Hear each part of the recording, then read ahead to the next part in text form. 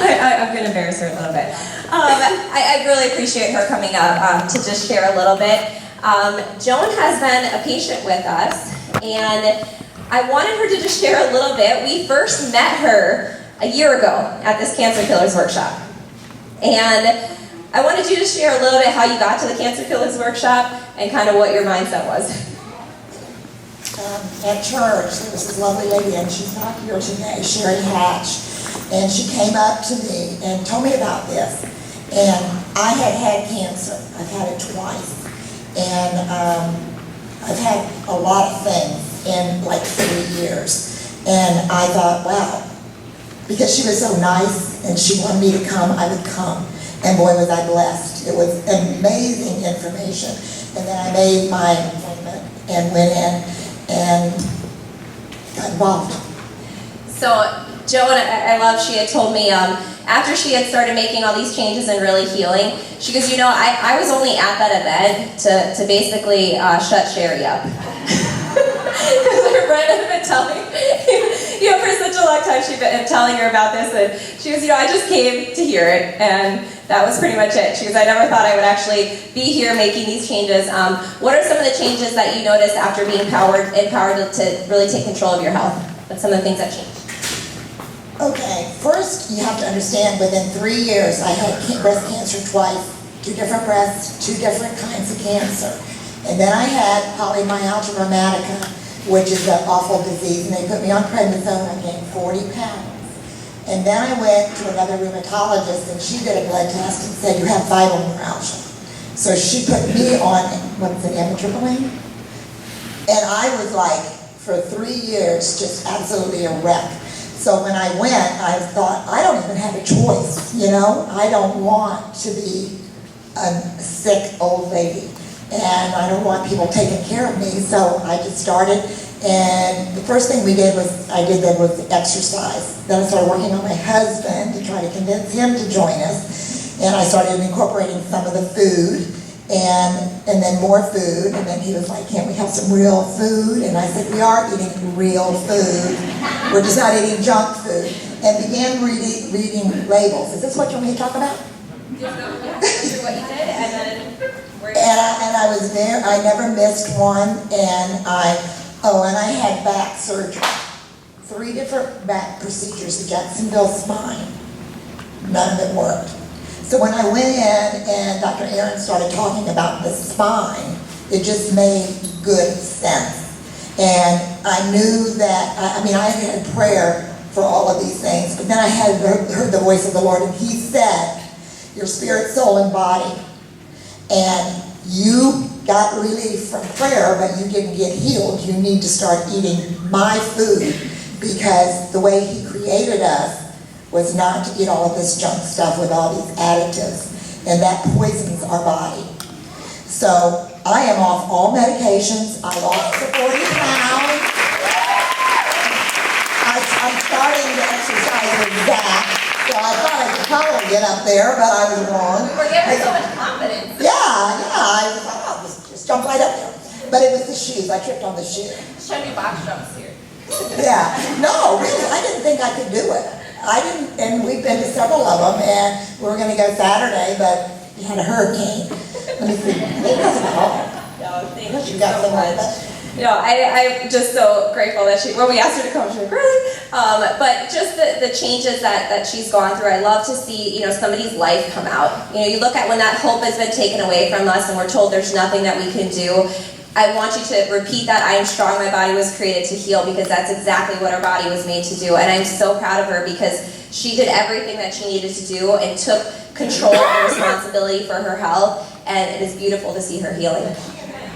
Really know what they're talking about, and you have nothing to lose but your health. I believe that I will continue having bad health, and my husband is doing the program too, and he's really liking it, aren't you? She's like, say yes. You too, and we're on no medication.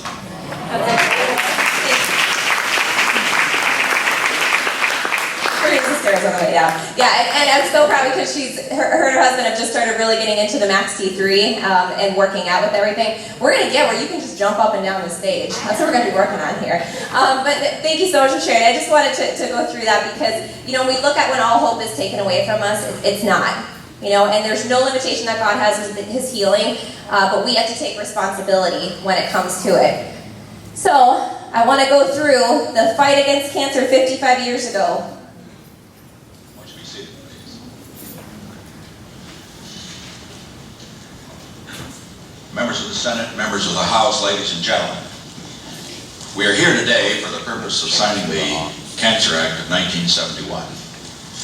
And I hope that in the years ahead, that we may look back on this day and this action as being the most significant action taken during this administration. It could be, because when we consider what cancer does each year in the United States, we find that more people each year die of cancer in the United States than all the Americans who lost their lives in World War II. This shows us what is at stake.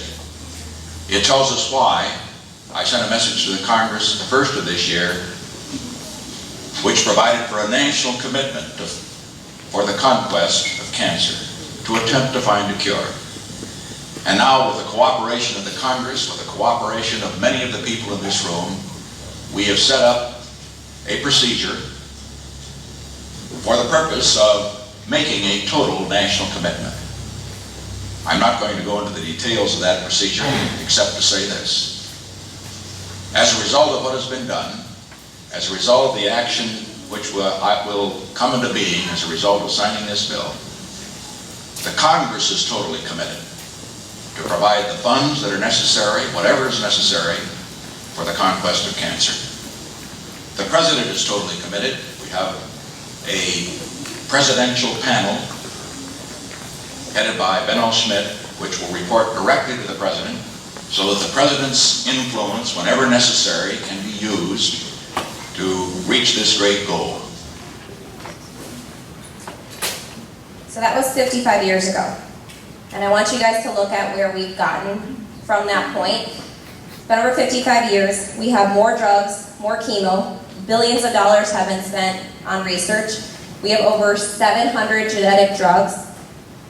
And we're not any better than where we were 55 years ago. We've been able to use any of the government's resources. We have the best technology here, and this is where we're at. When we look at Vice President Biden had actually pleaded that we need help. He was asking for any researchers to be able to cooperate with the government and give anything that they have, because we haven't gained any ground on this war on cancer. Now that's really sad. You think with all the technology and everything that we've gotten that something would have been gained at this point. Cancer research receives more funding from the National Institute of Health than any other disease. It's under investigation that every single pharmaceutical company around the world, cancer is under research with. Every single pharmaceutical company around the world is doing research on this. Yet, there's really been no progress that's been made. The only thing that they've been able to boast is more people going into remission. But if you look at the long-term survival rates with it, nothing has changed. So yes, we have this technology that can get cancer to go into remission, but there's no long-term change as a result of it. And the quality of life actually hasn't improved. And so I want to be really clear today. So the war on cancer was to find a cure. There is no cure. There is never going to be a cure. I know that that's a bold statement, and I'm going to help you guys to see why. And that doesn't have to be a hopeless thing, so we're going to get into that. But there is no cure for cancer. We need to find the cause. The cause is the cure, but there is never going to be an outside cure when it comes to cancer. Nothing from the outside is ever going to fix this. You know where it has to be fixed? Internally. Inside is where we need to be correcting this. Now when you look at Steve Jobs, he hired the best oncologist that money can buy. He had a lot of money, right? And what happened to him? He died. His oncologist the best oncologist that money can buy, Dr. Agus in California. During a recent speech, he was frustrated because we haven't made progress, and he actually said, we should stop trying to understand the disease altogether and just start to throw darts at it, hoping to find some type of therapy that works. That's the best oncologist that money can buy. And it's basically giving up hope that we're going to be able to even do anything as a result of this. So I am so glad that every single one of you are here to understand the truth about what cancer really is and what we need to do to start actually allowing our body to heal and prevent this from ever happening. Because I hope every single one of you, if you've had a diagnosis in the past, that you will never get another diagnosis. And I hope for every single one of you that have never had a diagnosis, that you never get a diagnosis at any point in your life. Because right now it's 1 in 2 men and 1 in 3 women. So if we don't do something different than what everybody else is doing, you will get a diagnosis. It's not a matter of, is this going to happen? It's a matter of when is this going to impact us. And so you have to at some point start taking charge and responsibility and know that there is more that we have to do. But it is worth it. And so when we start to put in what we need to, when we start to put in the work for our body, we sacrifice now so we can have success later on. Right? You go through the pain of change now so you can have an incredible life. You look at all your loved ones that if we're not willing to put in any sacrifice today, what is the rest of our lives going to look like? We either put in the sacrifice now or we suffer for the rest of our lives. Isn't that an easier trade-off? To put in some work now, to live an amazing life and be ready for whatever God has created us and not be sick and suffering and weak and waiting for disease to take over. That's where I want you guys to leave here being empowered. My name is Joe Moore. I am the president and CEO of the First Defense Nasal Screen Corporation. Every day, people flood emergency rooms, doctors' offices, and pharmacies seeking relief from inhaling contaminated air. And 1 out of every 5 commercials on TV today is about the treatment of nasal allergies. That's why I invented First Defense Nasal Screens. Joe, let me ask you a question. Why not just go license it to one of the big drug companies? Because I did that originally. I went to one of the biggest in the United States, and they told me we were actually a competitor, and if they took the product, they would shelf it. Because why would they prevent it for $1 when they could treat it for $14? You guys hear that right there? And we see why we haven't gotten anywhere, right? All the pharmaceutical companies that make billions of dollars, if you actually correct disease in somebody, do they make any money? You know what? Pharmaceutical companies hate us because when we actually get people off medications, we actually take money away from them, right? But that's the reality of what is driving progress in research, that anything that does even show any type of promise in allowing somebody's body to heal, it's shelved, it's put away, it's hidden. They said that if we were to take that, we would shelf it, we would hide it from people. Why would we sell it for $1 when we can keep people sick and make $14 off of every single person that has disease? That's the reality of where we're at with everything. So when we look at where we're at now when it comes to cancer, you know, we look at the progress hasn't really been made. If we're looking at with cancer right now, 1,685,210 new cases are expected to be diagnosed. The new rates of childhood cancers are increasing. The fastest growing in kids is actually brain cancer. Brain cancer is actually on the rise in children. Public health officials claim we're doing better, but in 2003 to 2013, death rates only decreased during that whole time period by 1.6%. So everything that we're doing, they decreased by 1.6%, but they actually found that the worldwide cancer rates are expected to rise by 57% in the next 2 decades. So we've been doing all of this over the past 55 years for a 1.6% decrease, yet overall cancer rates are expected to go up 57%. You guys see how we're not gaining any ground? Like, it's not even taking 1 step forward, it's not even getting forward and taking a million steps getting pushed backwards. This is the reality of where we're at. So when we look at cancer kills more Americans under the age of 20 than any other disease, it is the leading cause of death from disease in children in the United States. So we have got to do more. If you have kids and grandkids, you can't raise them the same way that they've been raised, that we have been raised, right?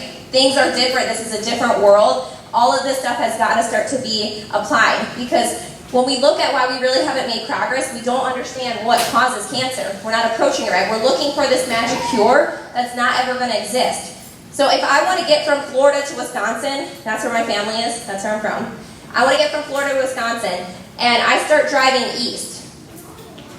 And I'm frustrated because I'm not getting there fast enough. So I spend millions of dollars. I don't know where I'm getting this from, but I spend millions of dollars, and I get a really awesome car or a jet or the fastest thing that I can possibly get that money can buy to get me there faster. Is any of that going to get me to Wisconsin any faster? What's the problem? I'm going in the wrong direction, right? I'm never going to get there. It doesn't matter how much money I spend. It doesn't matter how fast I try to go. I'm never going to get there because I'm going in the wrong direction. How we're approaching cancer, trying to find this cure, we are going in the complete wrong direction, and that's how we haven't made any progress. So we're not looking for the cure. We have to find the cause. And they have actually, all the research coming out now is showing that cancer is actually not a genetic disease, which that's what we're told, right? That your family history, you're high risk. We're doing all this genetic testing, and if a woman has a gene for breast cancer, what are we doing now? Mastectomies, right? Preventative, right?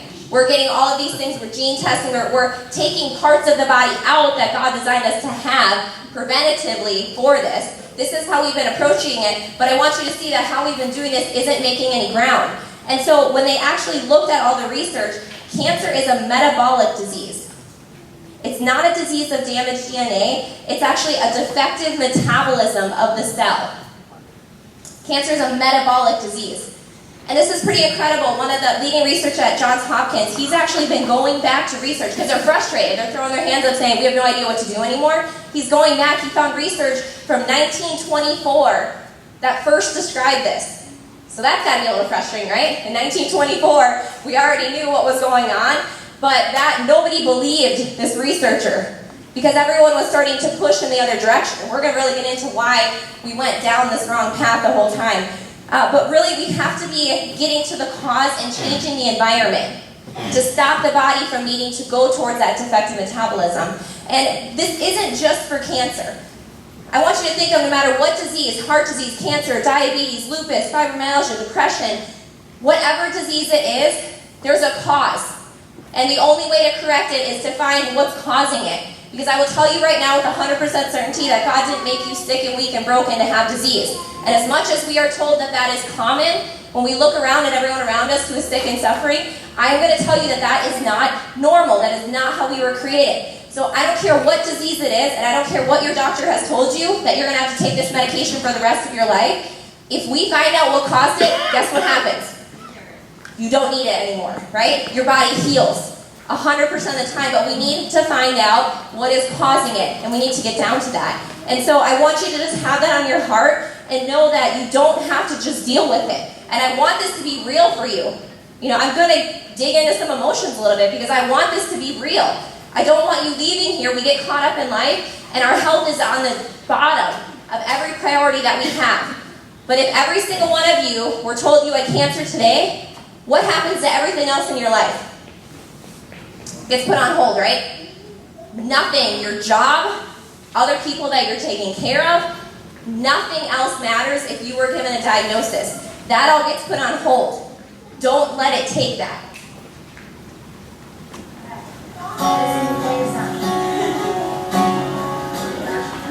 This little girl, when the conventional treatment had failed, the last thing that she wanted was her favorite singer to be able to hear her sing.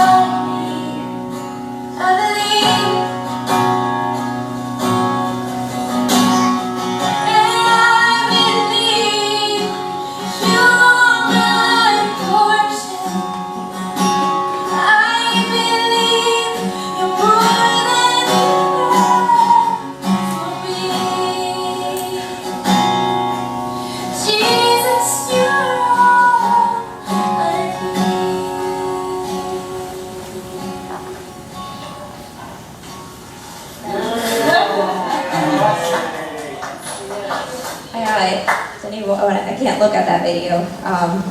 Looking at the mother's face, I think is what brings the most emotion. To see a mother not know what to do, to have all that hope taken away from her child. And that's basically where they were at, because they were told, we've done everything, there's nothing that we can do. Well, I knew I shouldn't have put that video in there. But we're told that there's nothing we can do. And I want every single one of you to take this seriously, because I don't know, for some people, I don't know what it's going to take before our health becomes a priority. I don't know what it's going to take. You know, we have people who, everything, they're headed for a cancer diagnosis. You know, we look at prediabetes. Prediabetes, we act like it's not that big of a deal. It's a pre-cancer diagnosis. We've got to take things like that seriously. Something like headaches, something like numbness or pain. All of those symptoms are warning signs that your body isn't healing. And all of those need to be taken seriously. And so as you start to think about those people here today, you know, I just pray that you write them down and reach out to them, because there are so many parents out there, there are so many people that have no hope and don't know that there's another approach out there, that don't know that there's anything else that they can do. And that's basically what all the treatment options that they failed to try to get a cure for that little girl, that was it.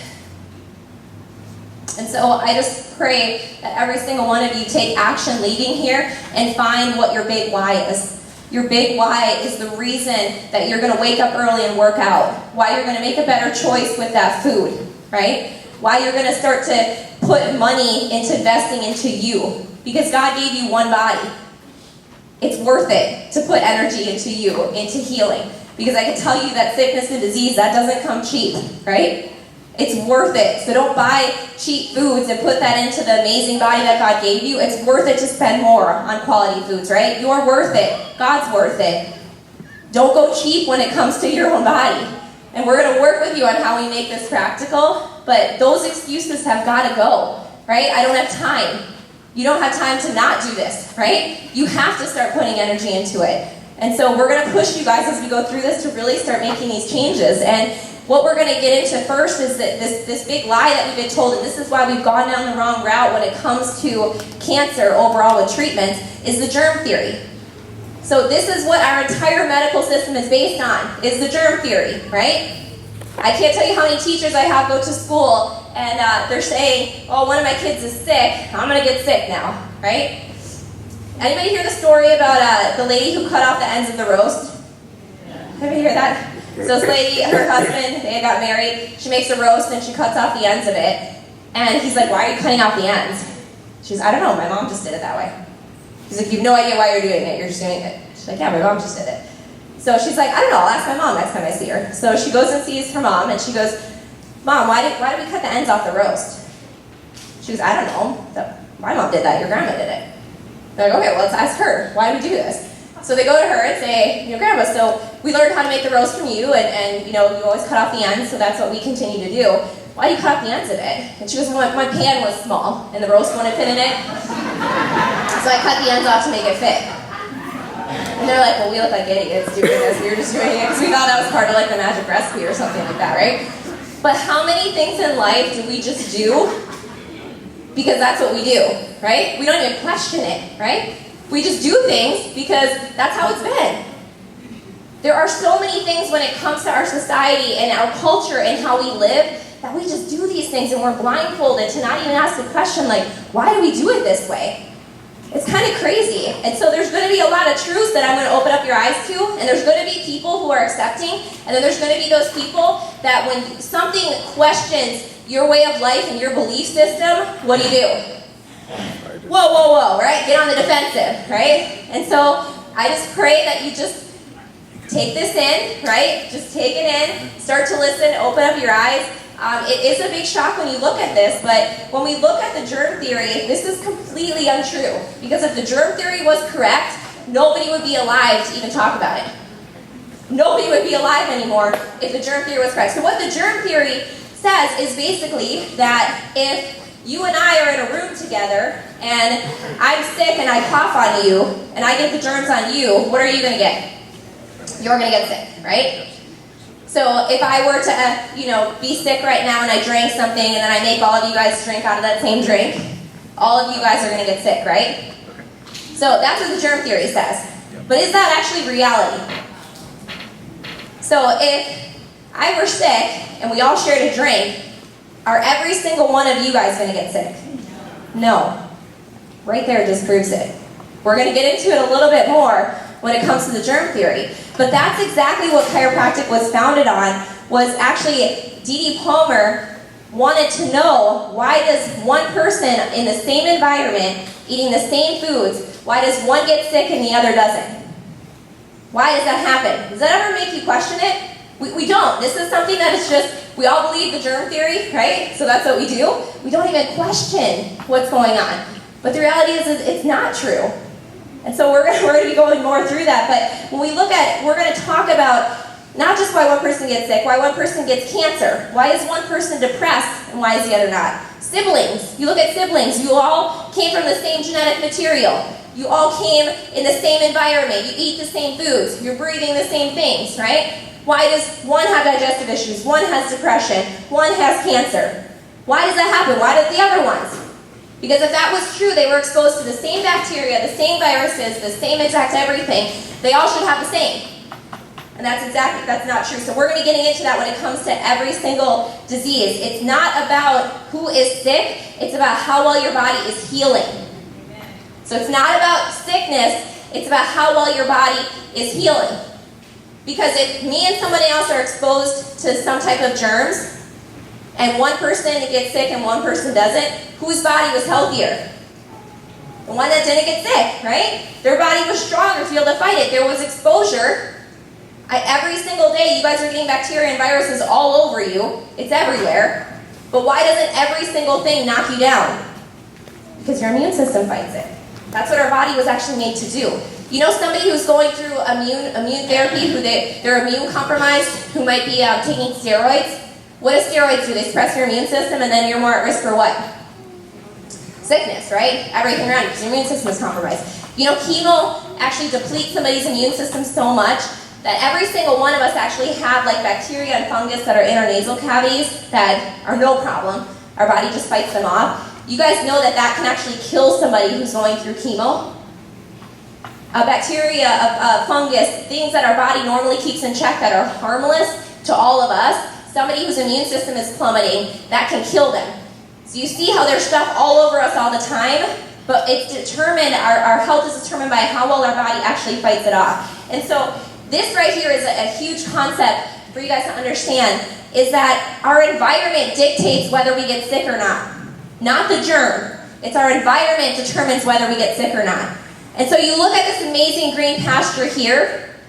Is there going to be in this green pasture, are we going to see a lot of like cockroaches, rats, like buzzards? Are we going to see those types of things? Maggots? Are those going to be living in the green pasture? No.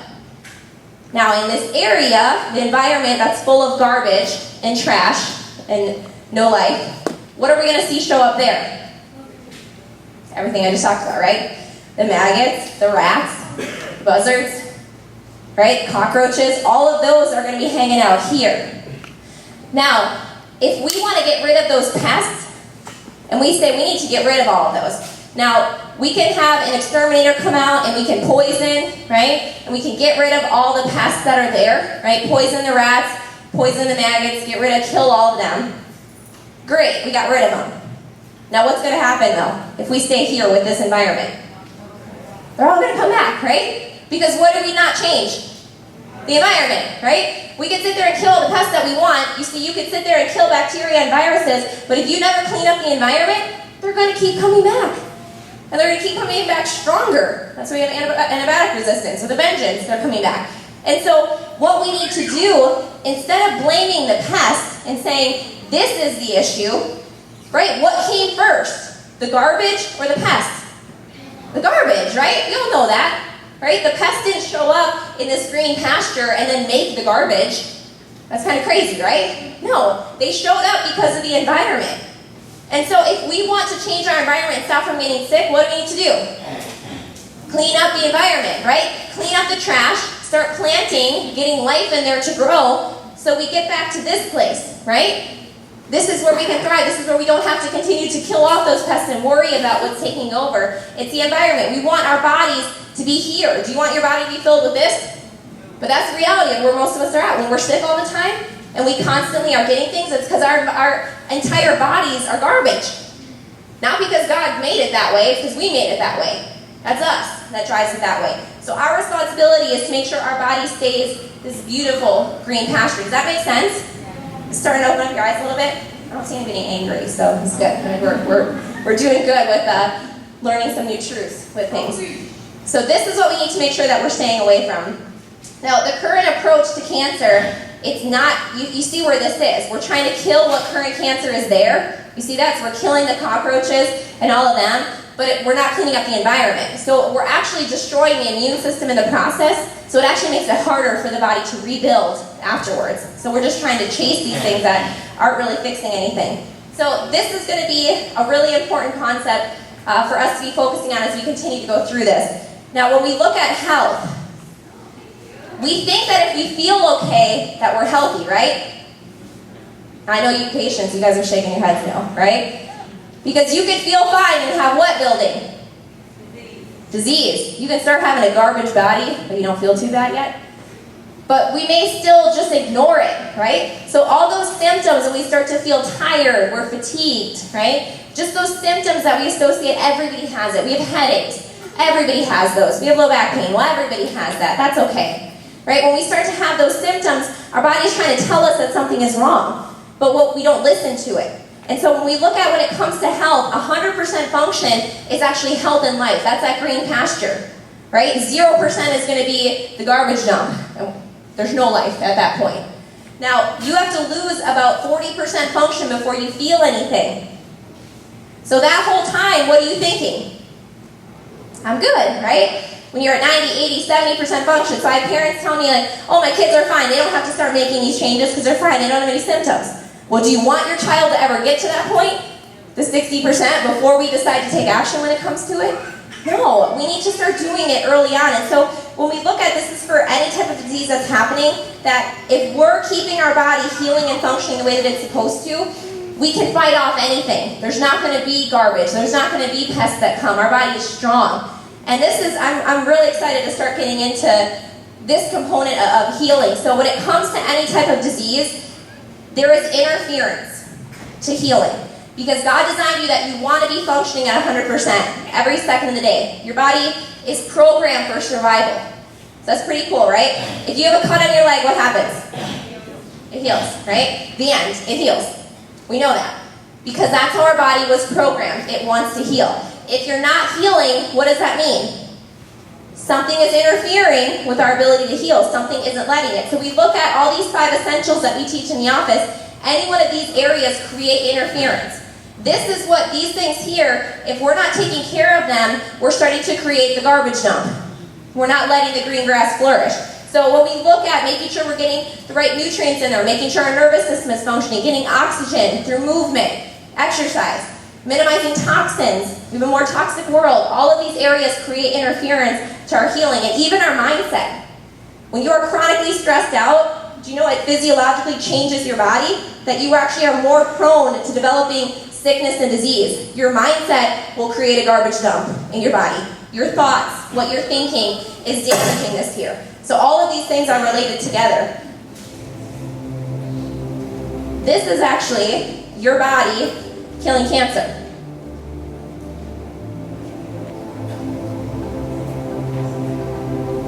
Isn't that pretty cool? When we watched this video as a staff, we all were joking. We were saying, no, no, no, no. Like, the immune system is eating it. So, we're told that our body can't fight cancer. God gave us natural killer cells. Those are pretty cool cells, right? That's an awesome name. They're called natural killer cells. You know what these cells do? All day long, their job is to go find what? Cancer cells, right? And they go kill them. They go eat them up. So this is happening every second of the day in your body.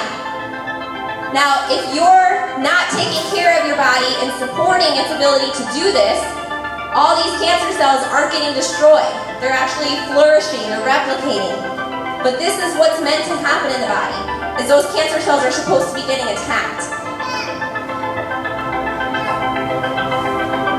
can't tell you how many people that I meet that say, I had no idea that your body could actually kill cancer cells. I mean, we have a lot of people that doctors don't tell them that their body is actually capable of doing this. It's doing it every second of the day.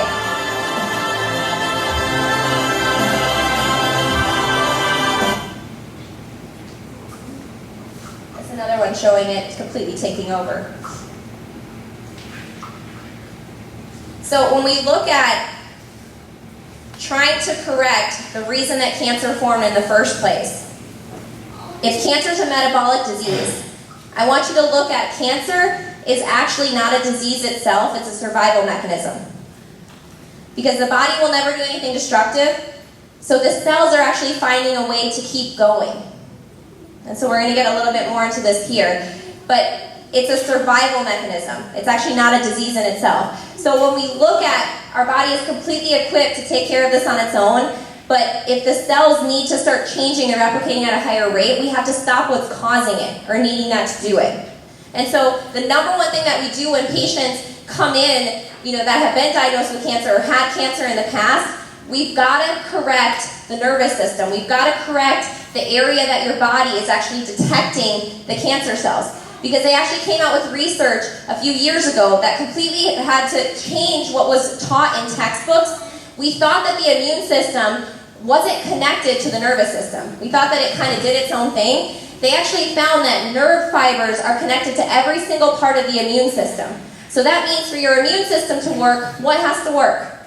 Your nervous system. So they've actually found that in order to initiate an appropriate immune response, your nerves have to signal and fire the way that they're supposed to. If we don't have proper nerve function, we don't have proper immune function. So the nerve function is what's telling these immune cells to go find and eat and kill up those cancer cells there. So that's the number one thing that we start to look at when we have patients come in. And that's what cancer really is. And this is how it works. So this is going to help you guys to understand why a cell changes. So normal cells can't handle a garbage dump.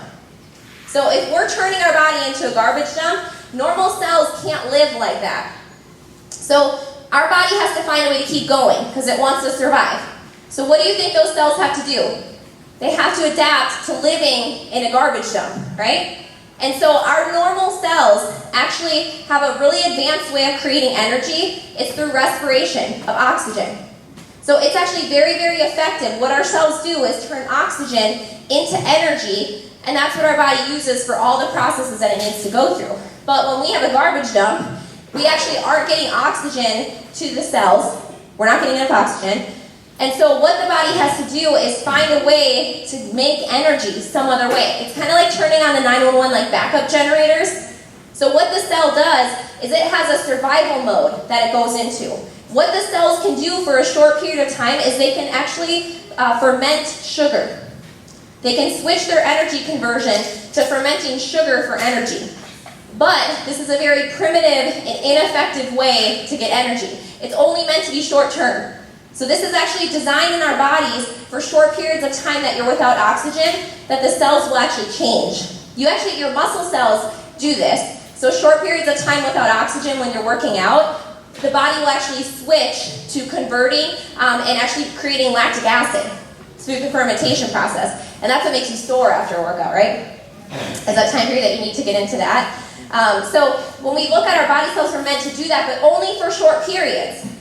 Now, if we're long-term making our cells adapt, they actually permanently switch to the new form of metabolism, to fermenting sugar. So they stop actually using oxygen. Now, what's crazy when we look at this switch that happens, the cancer cells actually, they will eventually become cancer cells. Right now, they're just adaptive cells, okay? So they're starting to ferment sugar, but in this process, they're high risk for DNA mutation. So these cells that are fermenting sugar in a different way, they're high risk for this fermentation process to be messing up all the DNA in the body. So when that starts to happen, the cells, they actually found that normal healthy cells deprived of oxygen for hours turned cancerous 100% of the time. And once they turned cancerous, they didn't turn back. Because it permanently altered the cell's ability to metabolize appropriately and to actually go towards repair. It couldn't do that anymore. It shut that off. And so when this started to happen, they found that Injury to the cell's ability to get oxygen is what causes the initial change of the metabolic disease. This is what starts cancer. That's crazy, right? No secondary causes. We're not talking about carcinogens or viruses or genetics. There was no secondary cause. It was actually the injury to the cell's ability to metabolize. That's what created the switch to happen. So what happens is we actually have a normal cell, then it goes into hyperplasia, so there's abnormal multiplication. This is a callus. You guys know calluses that you get? Or this is like colon polyps. Then we have metaplasia, where it transforms into another tissue. This would be like an ulcer forming. Or what I think is pretty incredible is someone who smokes, you guys know your lung tissue isn't meant to have an irritant, right? We know that. So if our body is constantly getting irritated, those lung tissues that are delicate, what do you think the cell's going to try to do? It's going to try to get tougher, right? So it actually, survival-wise, creates the cells to be a stronger type of tissue to be able to withstand the smoke. And so what happens is that we change from one cell type to the other. And that's actually when we're getting to the next stage, dysplasia. That's when we actually have the cell, when it starts to ferment sugar, it loses the ability to stop itself from replicating. It's uncontrolled cell division. A normal cell will actually program itself to die at a certain point. A normal healthy cell. It fulfills its need, its purpose, and then it dies off. It self-destructs. It's apoptosis. Well, a cell that has to switch the way that it's converting energy, it can't shut itself off. It loses that ability. So it starts replicating like crazy. Then what happens, we have neoplastic growth because we have all these tissues, so we create a mass. That's an abnormal mass that's created from all these abnormal cells. And then finally, the last step is that actually is going to become what we call cancer, when it's uncontrolled at that point. You guys know that this takes years. This doesn't happen overnight. So when somebody gets a cancer diagnosis, we freak out. It didn't happen overnight. Every 90 days, the cancer cells are going to be replicating. They did research that cancer takes on average about 10 years to develop in somebody's body before it's detected. 10 years. So right now, every single one of us has cancer cells. You know what, today you're going to walk out of here and determine, is your body finding and getting rid of those cancer cells and stopping the conversion, or are you going to continue to let that happen? And basically wait until we get a diagnosis. Do you guys know we have to have over 1 billion cancer cells before a mammogram would pick it up? Over 1 billion. So that means that every single one of you sitting here who have never had a cancer diagnosis, you could have hundreds of thousands or millions of cancer cells, and guess what? You feel fine, your blood works fine, you have no indication that anything is going on yet, until it gets to that point. And so this is where we got to take it seriously, and we have to stop if the body is breaking down. We have to stop it from continuing down that path. And so it's actually pretty crazy when we look at the cell's ability to respire oxygen. It's about 18 times more efficient at doing this than another cell. And so if we looked at miles per gallon of converting oxygen versus sugar conversion in a car sense would be about 2 miles per gallon. Oxygen is about 38 miles per gallon. So God knew what he was doing. He was making things more efficient, right? But our body has to find a way to do it, which becomes inefficient, and we continue to start to break down. So what is really incredible when we look at this is that the body, when it's forced to adapt for long periods of time, that's what creates disease. So high blood pressure, do you think your body's dumb and just makes your blood pressure go high for no reason? No. What do you think high blood pressure is? It's a symptom, it's an adaptation that something is going on. What does your blood carry? That's really, really important. Oxygen, right? So we just talked about why that's important for the cells to metabolize appropriately. So your blood's carrying oxygen. If you think something is happening, that the body is lacking oxygen in an area, what's it going to do? Raise blood pressure, right? It's going to try to get more blood pumping to that area. Now, it's dangerous if somebody has high blood pressure for a long period of time, and that's why they get put on medication to bring it down. But think about if we never fixed why the blood pressure was high in the first place, what are we doing? We're actually interfering with what the body was trying to do to survive. Then we start creating more problems. So you see, even high blood pressure, if you take a medication and it measures normal, that doesn't mean you're okay. Something is still going on that's causing that blood pressure to be high. If we never figure that out, and you never work to get off that medication, something else is going to happen. There's going to be some other type of disease process that happens as we go through it. And so I'm really excited to go through this research. When we started to really get into this, It's powerful because this takes away the excuse. So it's not our genes that control our destiny. It's actually the environment. Now this is a hard thing for some people to hear because it does take away that excuse, right? If we haven't been making changes when it comes to our health because we're told, you know what, everyone in my family has cancer, I'm just going to get it anyway, I'm going to take away your excuse right here. No. There's actually a whole field of research called epigenetics, and if anybody's interested in reading more on this, it's Bruce Lipton, who has a really, really good book that goes through this. But they found that our genes are influenced by proteins that respond to our environment. So that means that proteins will turn on or off a certain gene. So if you have a gene that promotes the abnormal metabolism of cells, guess what? You can shut it off. But nutrients, hormones, enzymes, things that we're taking in our body influence the proteins that turn those genes on or off. So you guys have control over your health. It's not your genes, right? You see that. Say, I am strong. My body was made to heal. So we have the ability to change this. I want that lie of whatever you were told by whatever doctor that your family history is going to make you have this. No. You tell them that my choices are going to determine whether I have this or not. So that should empower you, but that also holds you responsible, right? You can't hear this now and go back to pretending you didn't hear it, okay? So I see all of you guys looking at me. I see your eyes. You can't pretend you didn't hear this. You guys are all nodding there with me. We're there. We know this truth. We can't go back to pretending that we don't. So now we got to take responsibility and step up when it comes to making these changes.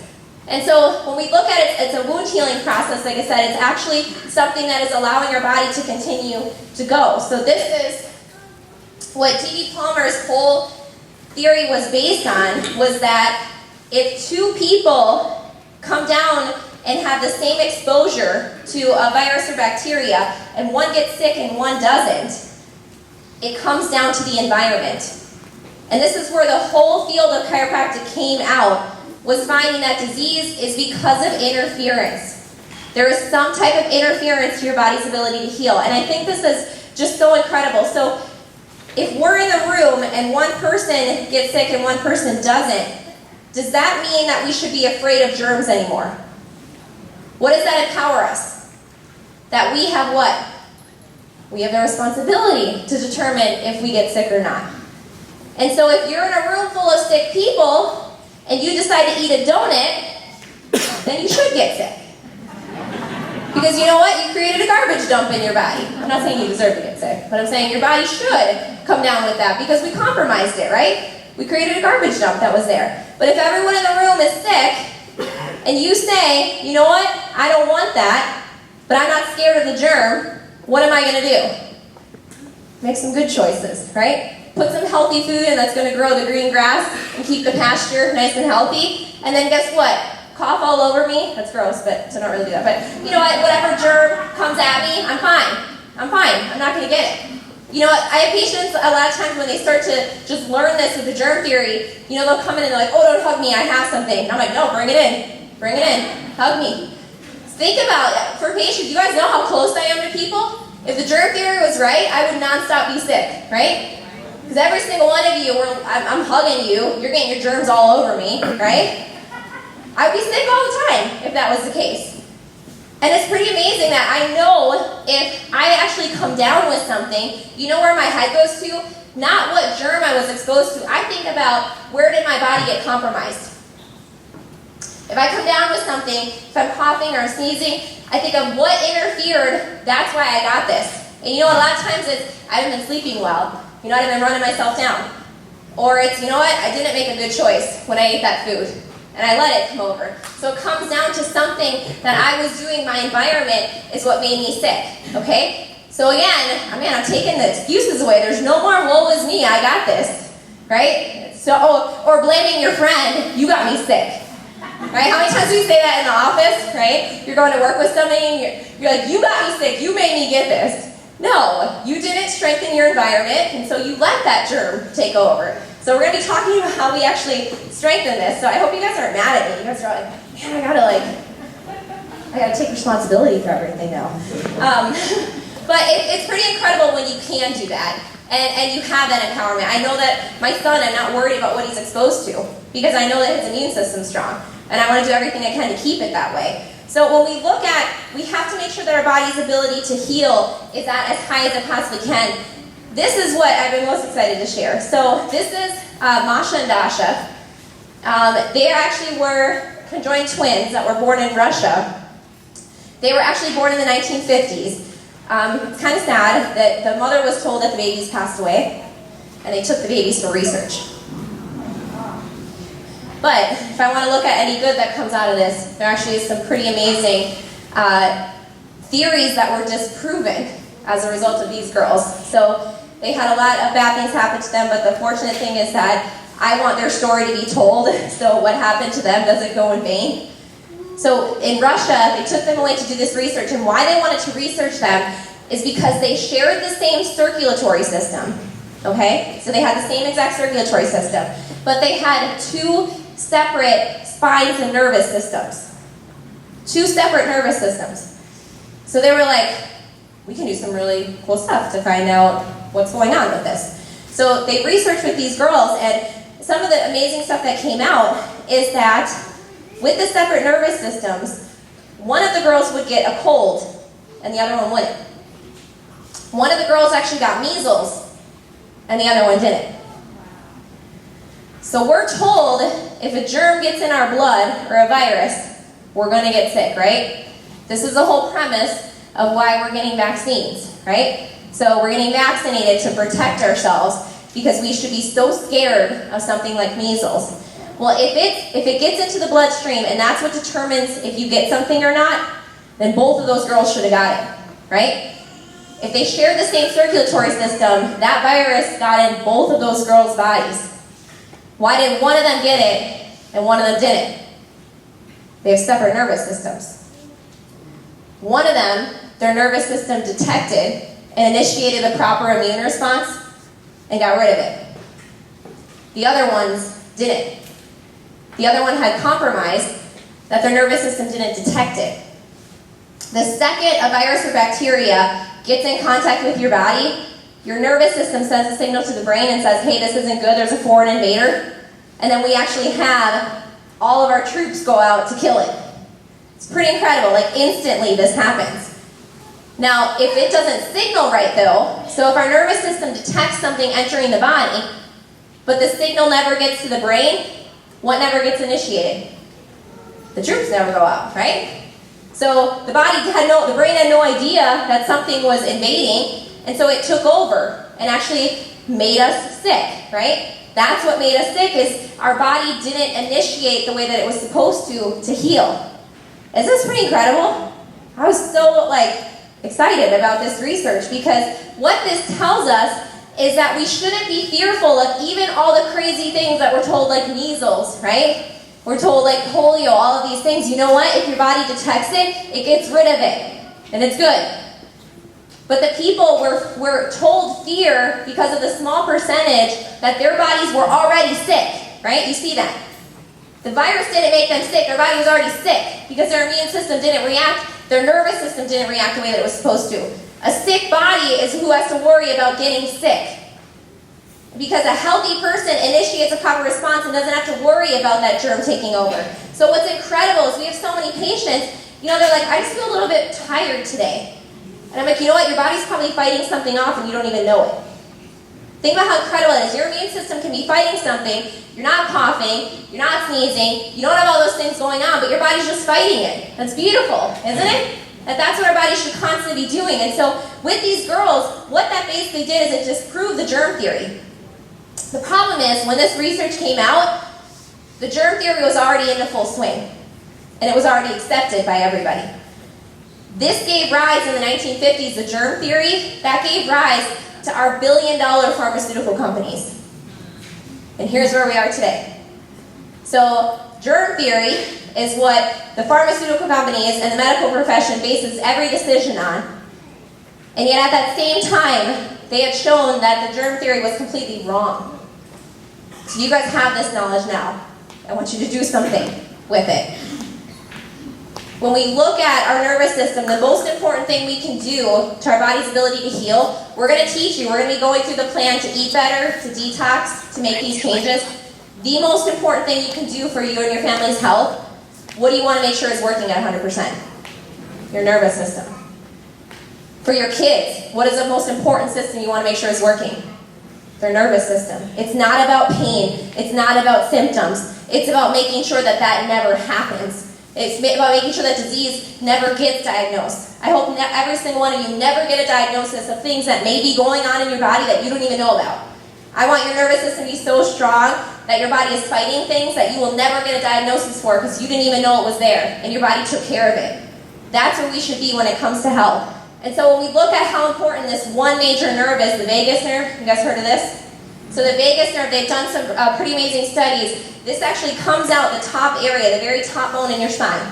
So the most powerful adjustment that we do is make sure there's no compression on this one specific nerve up here.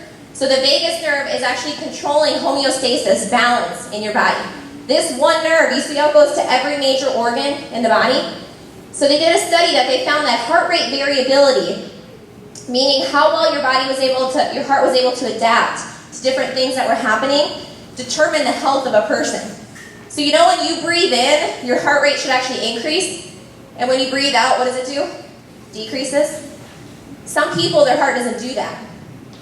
Heart rate variability was the biggest indicator of health in a person, and what it came down to was the vagus nerve coordinating that. So they found people with chronic disease that don't heal actually have damage to their nerves.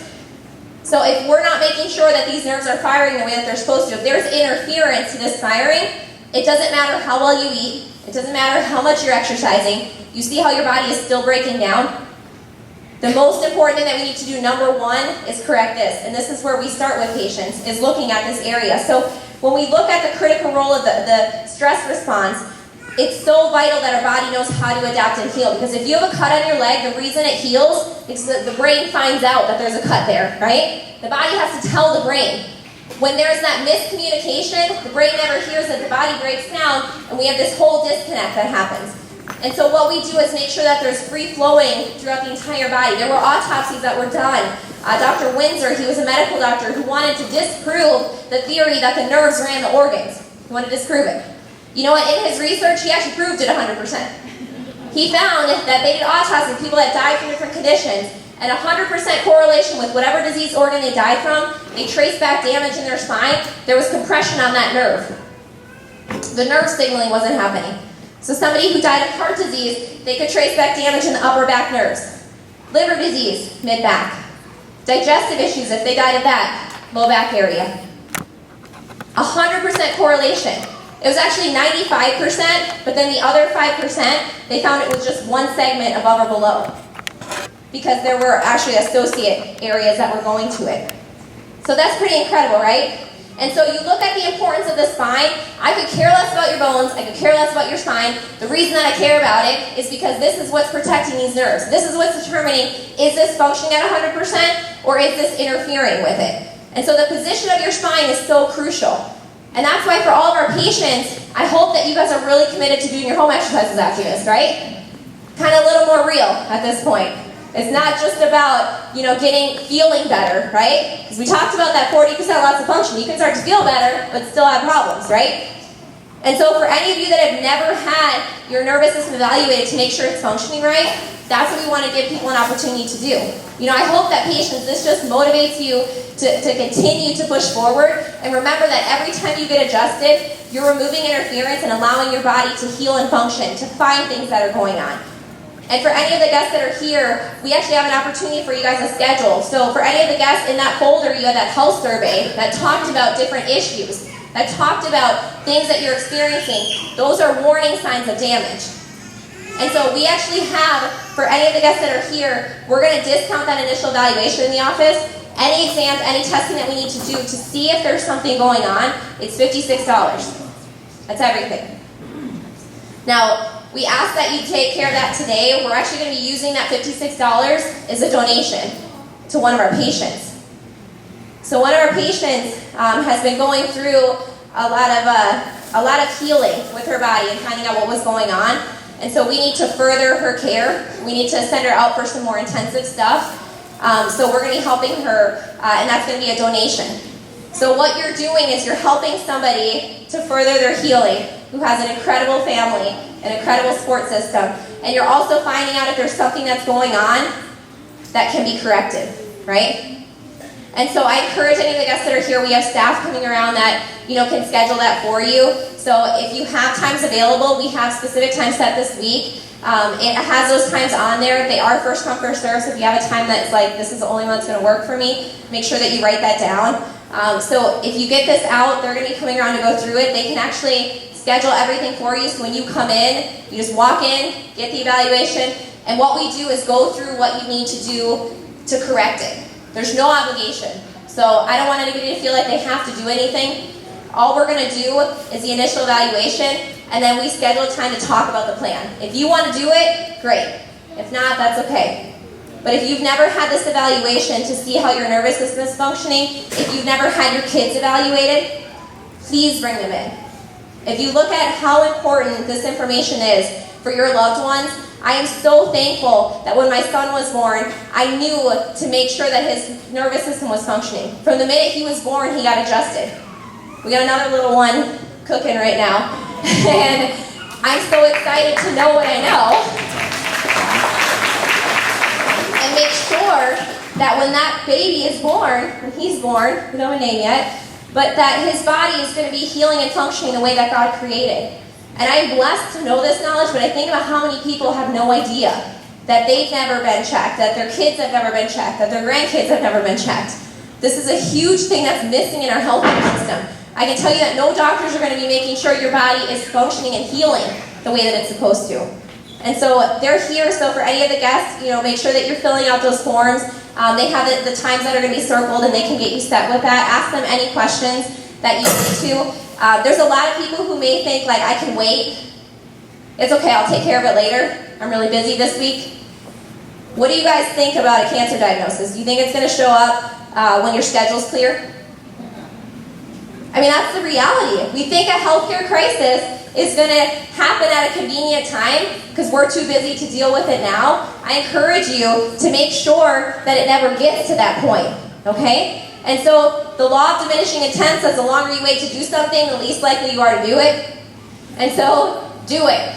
Just see where you're at, look at where you are with your health. And a lot of people, may think, my body's fine, my body's healing perfect. Well, I want to make sure you never get there. You never get to the point that your body isn't where it's broken down. We have a lot of patients that come in and, have tried different things, have pretty much lost all hope. And I love having somebody like that. So if you're thinking that, every doctor has said there's nothing I can do, there's no hope for me, please come in. Because I could tell you 100 different testimonials, actually probably 500 different testimonials of patients who have had no hope and had everything taken away, and their bodies were actually able to heal as a result of it. And so our staff's going to be coming around. We're going to do a couple raffles here. I think everybody saw me come up, or our patients saw me come up, and we're worried about next. You guys aren't working out right now. Yeah. Everyone's like, are we working out right now? So I actually wanted to bring Melissa up here, if you wouldn't mind coming up. Can we give her a round of applause?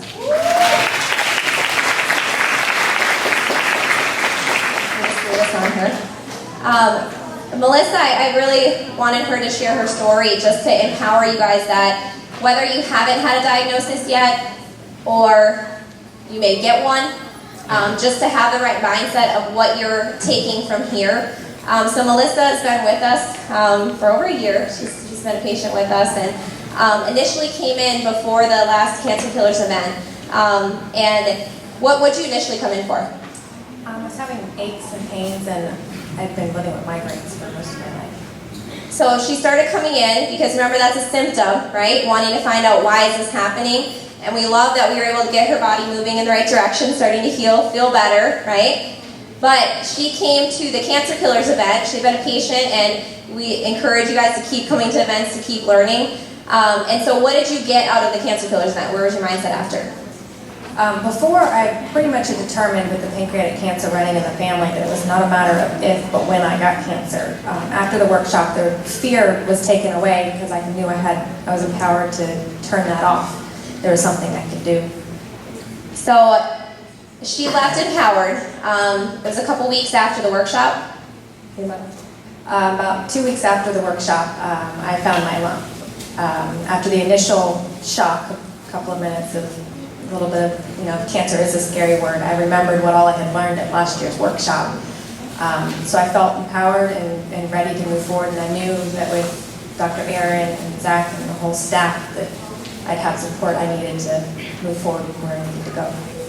So because for years her body wasn't healing the way that it's supposed to, she already had cancer in progress. Didn't know it. Fortunately, she had already been making changes to move forward. But when we look at the approach to once you're already diagnosed with cancer, once you already have it, the number one thing is we have to find out what caused it, right? So that's what she's been working on, is correcting what caused it to happen in the first place. But once the tumor load is high in the body, we have to get it down.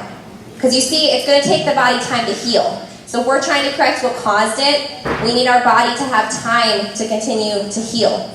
And so what we need to get her into doing more is bringing the tumor load down by specifically killing the cancer. And this is very targeted treatment that's out there. And then also boosting up the immune system. You see how that's going to help her to get rid of what current cancer is there? Because remember I told you those cells, they can't go back. So the current cancer cells that already changed, we have to get her body, we have to get rid of them, right? And then we have to stop her body from producing any new cancer cells.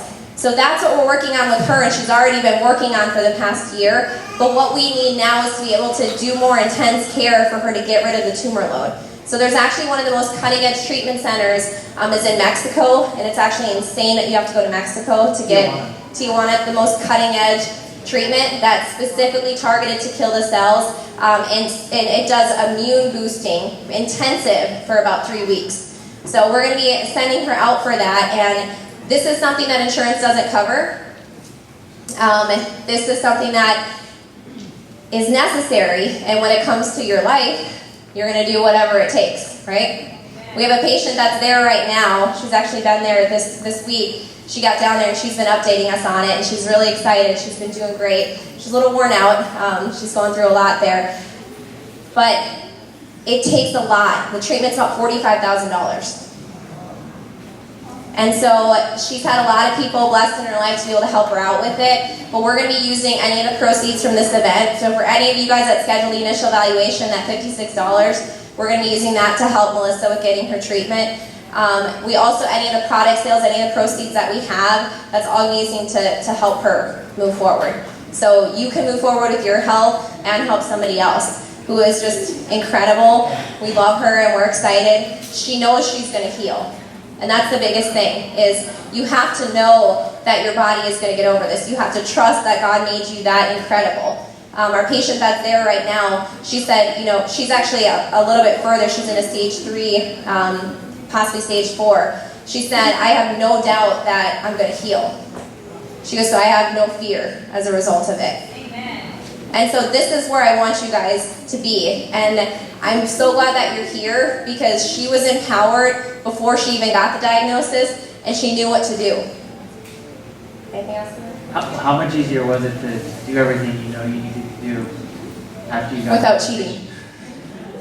I can tell you that starting out, when I first started coming, I went to the Nutrition 101 and I was told the red meat, grass-fed, grass-finished, and organic was better for you, and sugar, how bad sugar was.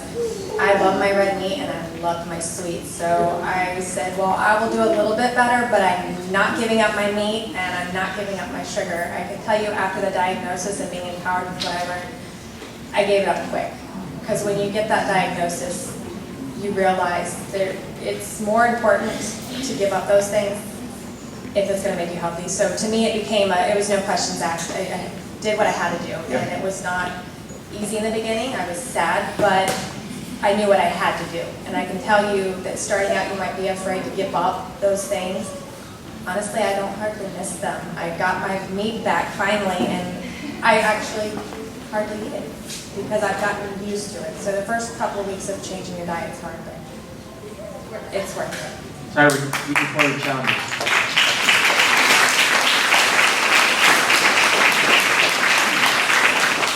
So when you look at, making these changes, it's no food is worth your life.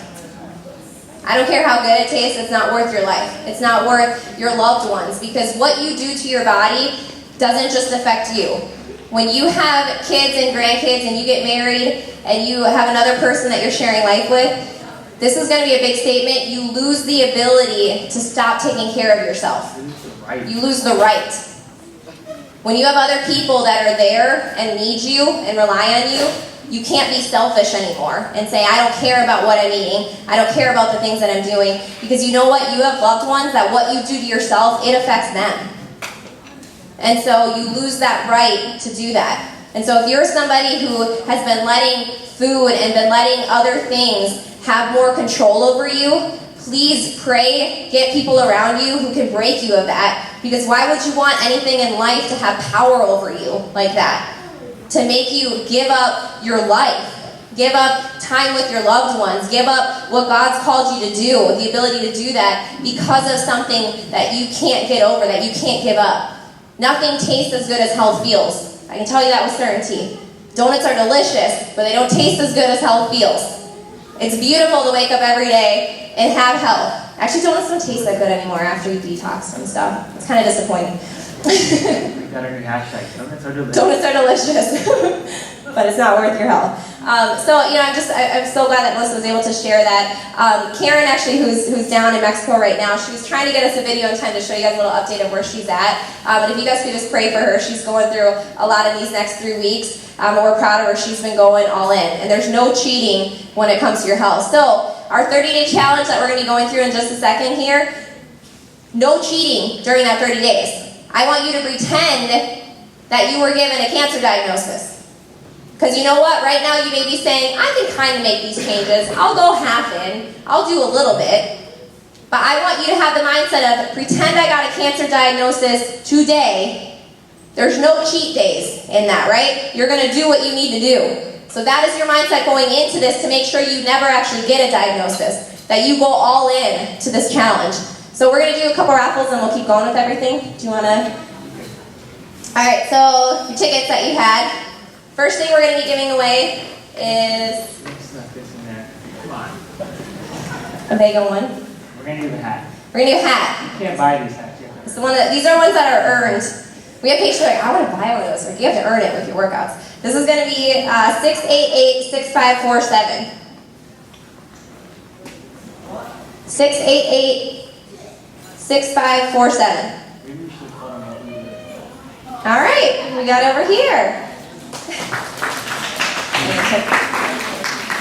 All right, we're going to be doing vitamin D and probiotics, D3 and probiotics. You guys know, patients, how important is this for your immune system? Super important, right? So this is something we get everybody taking, unless you're in the sun every day and you have your top off, which nobody does. You're not absorbing enough D3. Well, some people might be doing it. I don't know. Some people might have gotten there. But this is the D3 and probiotics, which we're going to be going through. This is going to go to 608 in the last 3 numbers. 608. There we go. It's actually a wonderful thing for you.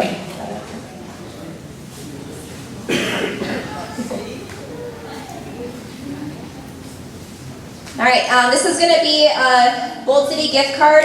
This is going to be for product, anything in the office. This is $25 for any of the supplements. 629. 629. There we go. So when we start the challenge, we'll be giving all the different things that you need, so you can use this with it. So we're going to come on up. We have our Be Bold shirts.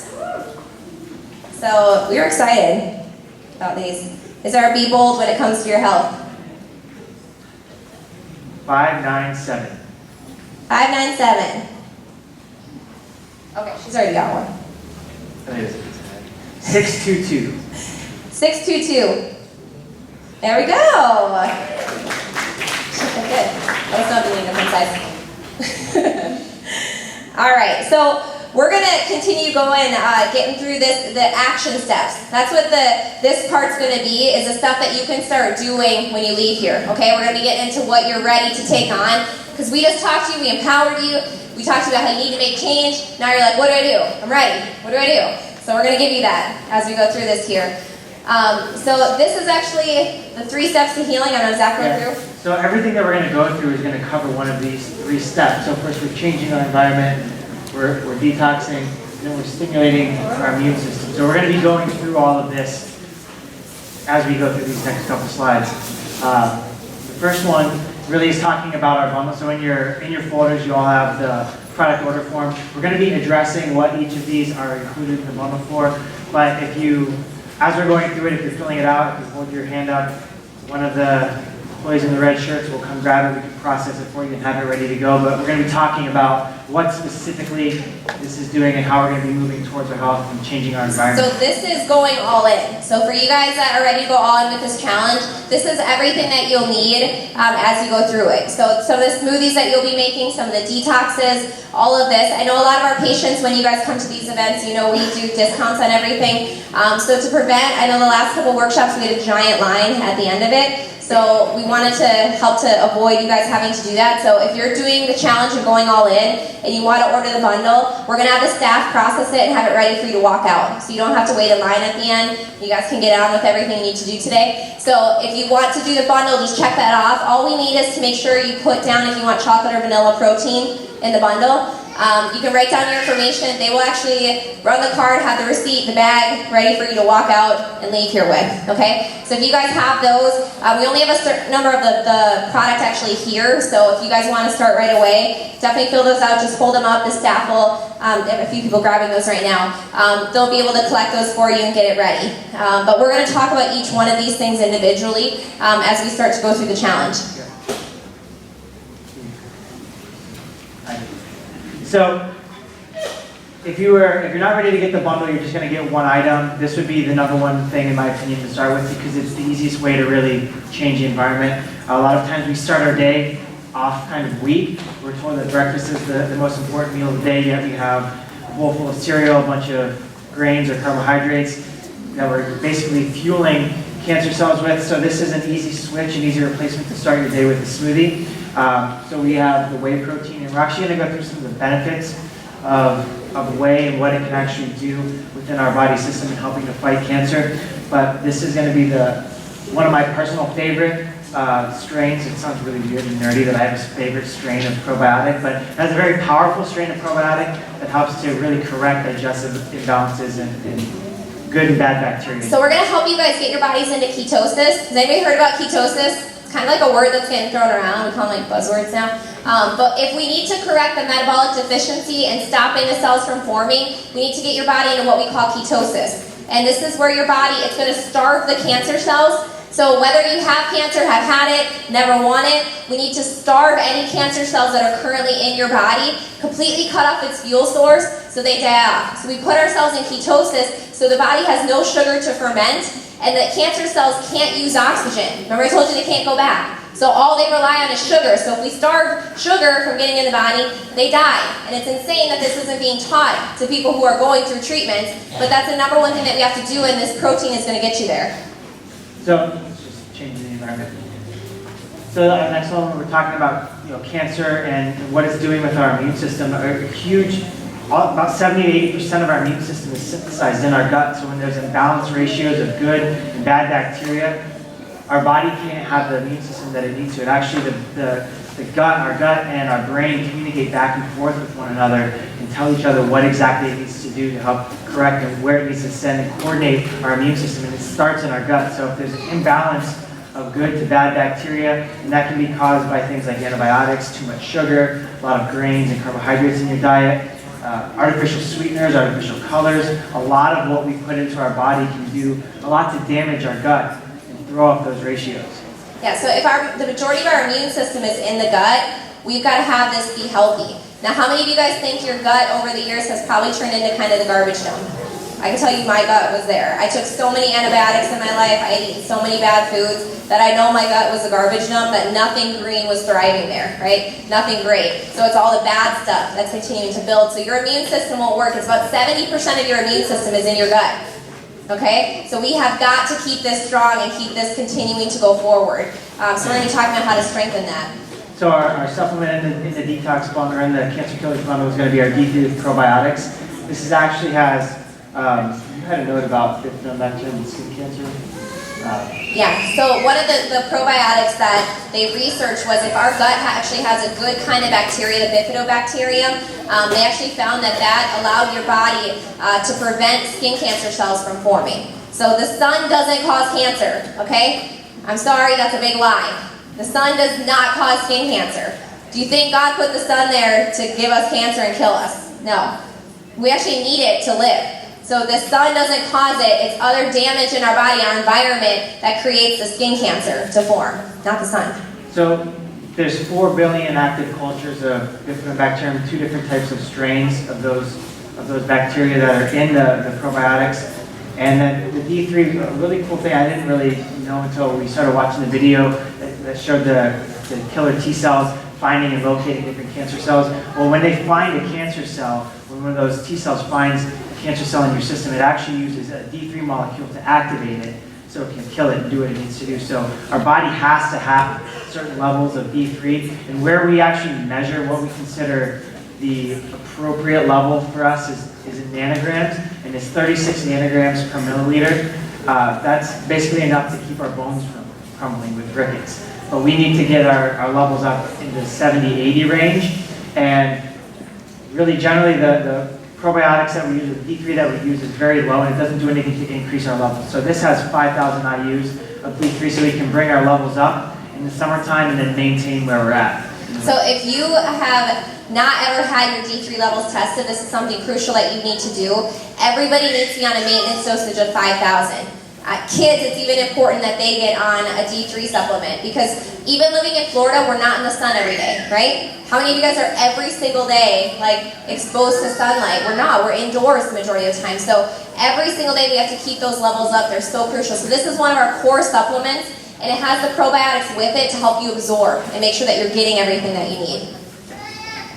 So when we look at our gut, what's really scary to think about is our immune system develops the most in the first 3 years of life. So how many of you guys have ever had antibiotics? So you know that when you take any antibiotic, it destroys all your good bacteria. It destroys your gut. Now certain antibiotics your body will never recover from. Certain antibiotics are so strong that it will destroy your gut so badly that your body can't recover from it. And if a child is given antibiotics in the first 3 years of life, it will permanently alter their immune function in the first 3 years of life. So this is so crucial that we make sure that a child's immune system develops correctly from birth, that they don't have that damage that happens. I took antibiotics every couple months the whole time I was growing up, so I know that I destroyed all of it. So we have to make sure that we're doing everything to be able to support healthy digestive function, because when you have a nuclear bomb go off in your digestive system, it's not going to be able to recover 100%, right? What's the first thing that's going to come back after a nuclear bomb goes off? The cockroaches, right? Before any other type of life, right? The roaches. So we actually need to be able to take in the good bacteria and high doses of those strains to be able to try to support what we destroy within the gut. So the next one, and I was reading a lot of just crazy research about the benefits of curcumin, and specifically from turmeric. So we talk a lot about that. We've been using it more and more throughout. I think it's becoming more mainstream to start using turmeric. You see it added in smoothies now and in juices, but the benefit of it, people may just be doing it because it's what we're supposed to do right now. But one of the awesome things about curcumin is that it induces tumor-suppressing genes. It stops metastasis, so it keeps your cancer cells from spreading to other organs and other areas of the body. And it's powerful in large B cell lymphoma, so it's very targeted in what it's finding between actual healthy cells and cancer cells.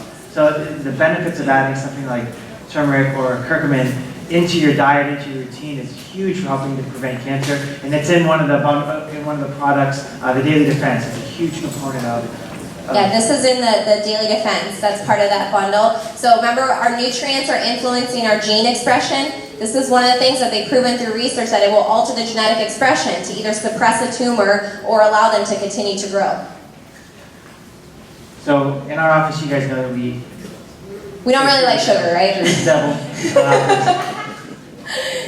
Patients know that right away when they start coming in. There's two really main problems with where we're at when it comes to our nutrition. It's too much sugar. We have, as a culture in our country, a horrible sugar addiction. The average person consumes 70 pounds of high fructose corn syrup and 165 pounds of sugar per person per year, every year. And that's on average. So we're doing everything that we can to limit that. There's people that are really driving that average up. And sugar is one of the biggest components for fueling and feeding cancer cells. So if we're not giving our body enough fat and protein, then it's going to find another way to convert energy. Then we talk about the whole cancer cell, we're back to where we were, right? It's fermenting sugar, and then we're changing the whole metabolism of a cell. And this is what's driving this to start to happen. So we need to be cutting out as much sugar as possible. During the challenge, we're going to help you detox from it. How many patients have gone through a sugar detox? How many of you felt like that was a drug withdrawal? Yes? You go through like some shakes a little bit, you go through some sweating, you start bargaining like, I just need one, I just need a little bit, right? You start, crazy things start going through your head. But I want you to know that it is like coming off a drug. It's that powerful, okay? So if you think it's hard to come off of sugar, it's okay, it is hard, okay? But it's worth it, you need to. You wouldn't ever want a drug to have control over you, and sugar is like a drug in our bodies. So just know that when you go through the detox, that 30-day challenge, it's going to take a little bit of time for your body to get through it. The more intense you crave sugar, the faster you are to getting it out of your system, okay? So embrace that when it starts to happen. The other real big thing that, with sugar is that fermentation, so Dr. was talking about that fermentation process our cells go through. That there was Nobel Prize winning research that found that the primary cause, the main cause of cancer is the lack of oxygen in our system, and the fermentation, the replacement of oxygen in our system with the fermentation of sugar. So when we look at a cancer cell having 8 times the receptor sites for sugar that a normal cell has, when we eliminate its food source, we're starving the cancer cell so our bodies can do whatever it can to overcome it. So please, I know that a lot of adults are, wanting to heal and make these changes. It's just as important for your kids. We have so many patients who, they let their grandkids have the sweets and desserts, but it's killing them. I mean, that's the reality. I'm going to say the honest truth, it's killing them. We tell our son that candy and those foods are stinky foods, that they make him sick. Like, I want him to look at those foods and know what that's going to do in his body. And he actually gets angry at McDonald's when he drives by. He says, why is that place still there?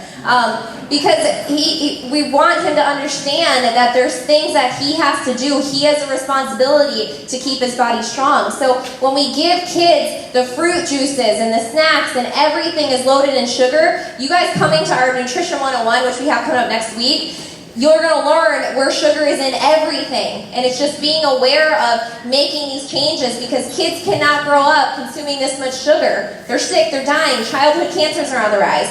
And so please take this seriously for this younger generation, because it is like quadrupled the amount of sugar that we consumed growing up. It's getting worse and worse. It's in everything. When we were driving up to the office yesterday, Jude was saying he wanted to find a magic goldfish, so he had 3 wishes. His 3 wishes, the first one was that all the bad guys would fall in a volcano. The second one was that there would be no more traffic. And the third one was that there would be a bomb by all the McDonald's to blow up all the McDonald's. So he has like this hatred for McDonald's that we haven't been like targeting it specifically, but he just this absolute hatred for McDonald's. So that's going to get us right into our next one, which is fat. And the second part of what we get too much of in our diet, aside from sugar, is too much bad fats. We've been told that our fat is what is making us fat. Fat is what causes heart disease. Fat has all these bad health associations with them, but it's not fat. Fat is an essential component of our nutrition, and it actually should be the foundation of what we're eating. The problem is, when we take fat out of everything, we're left with bad fat, damaged fat, fat that's going to cause our cells to not absorb nutrients the way that they need to. It'll actually cause a decrease in the oxygen in the cell and make them sluggish, so we can't absorb the nutrients like we should, and then we can't detox the waste from our cell the way that we need to. So we need to be very cautious of the types of fat that we're getting and the types of fat that we're taking in. And the biggest thing with that is making sure that we're getting fats from a good state. So we go through really in depth the difference between good fats and bad fats in Nutrition 101. But There's a difference with good fat versus bad fat, okay? French fries are bad fats. if we're taking away anything from this, the difference between it's going to be looking at things that like trans fats and synthetic margarine and hydrogenated oils are going to be the big things you're going to want to take away and eliminate from your diet immediately. But the lies that we're told that fat does not make us fat. Sugar makes us fat, okay? We actually need fat to burn fat. So if you want to lose weight, you need to actually start eating fat. The right kinds of fat, though. And that should be the primary thing that puts us in ketosis. It's not protein. We're going to get into that a little bit more. Fat has to be in every single meal that you're eating, okay? And this is a different way of eating, but fat tastes delicious, right? Butter is delicious on everything, right? So I'm going to tell you to eat butter, right? Add that to your meals. We get people excited about that, okay? So it tastes good. We're telling you to put things in that actually taste great, but fat needs to be with every single meal that you're consuming. That's a really key thing that a lot of patients fall short on when they do advanced plan. It should actually be the majority of, if you were to break up the calories and divide them up, it should be the majority of the calories that you're getting should be from good healthy fats. The next one. So I'm going to just hit on this a little bit. So when we have the bad fats and we're eating things that trigger inflammation in the gut, this is actually going to be causing damage to our entire bodies and increases cortisol levels. So if you guys feel stressed out all the time, it's not just because life is crazy, it's because your body can't handle stress. Because you're already inflamed, your cortisol levels are out of control, so you can't process any stressors coming in. So you know what the best thing that you can do if your life is crazy and you have a lot of stuff going on? What do we change? The environment, right? So we can't change this environment sometimes of everything that's happening around us, but we can change this environment and actually take on the stressors and take on more. So you're going to be even more productive when you can start to heal. So then the component to bring down the inflammation, the inflammatory process in that cancer killer bundle is going to be our omega-3s. We have a very big problem of getting too many bad fats. We already talked about that. So we need something specific to offset it. And that's going to be something like omega-3. When we look at what our cell walls are made up of, there's a competition for space on that cell wall line between omega-3, omega-6, and omega-9. And omega-6 and omega-9 are just already in our system in abundance. So it makes the majority of the cell wall up. So we have to do whatever we can to offset that imbalance. Taking a specific omega-3 supplement is going to be huge for bringing down, changing that, and then also reducing inflammation. Well, if we want our cells to heal, right, if we want to stop the conversion to cancer cells, the cell wall needs to get nutrients in and toxins out. That needs to be able to bypass, correct it. But if we actually have too high of omega-6s, which that's what old McDonald's causes, is too high omega-6s, it actually inflames the cell wall. Nutrients can't get in, toxins can't get out. That cell is starving. So you ever feel like I just ate and I'm starving?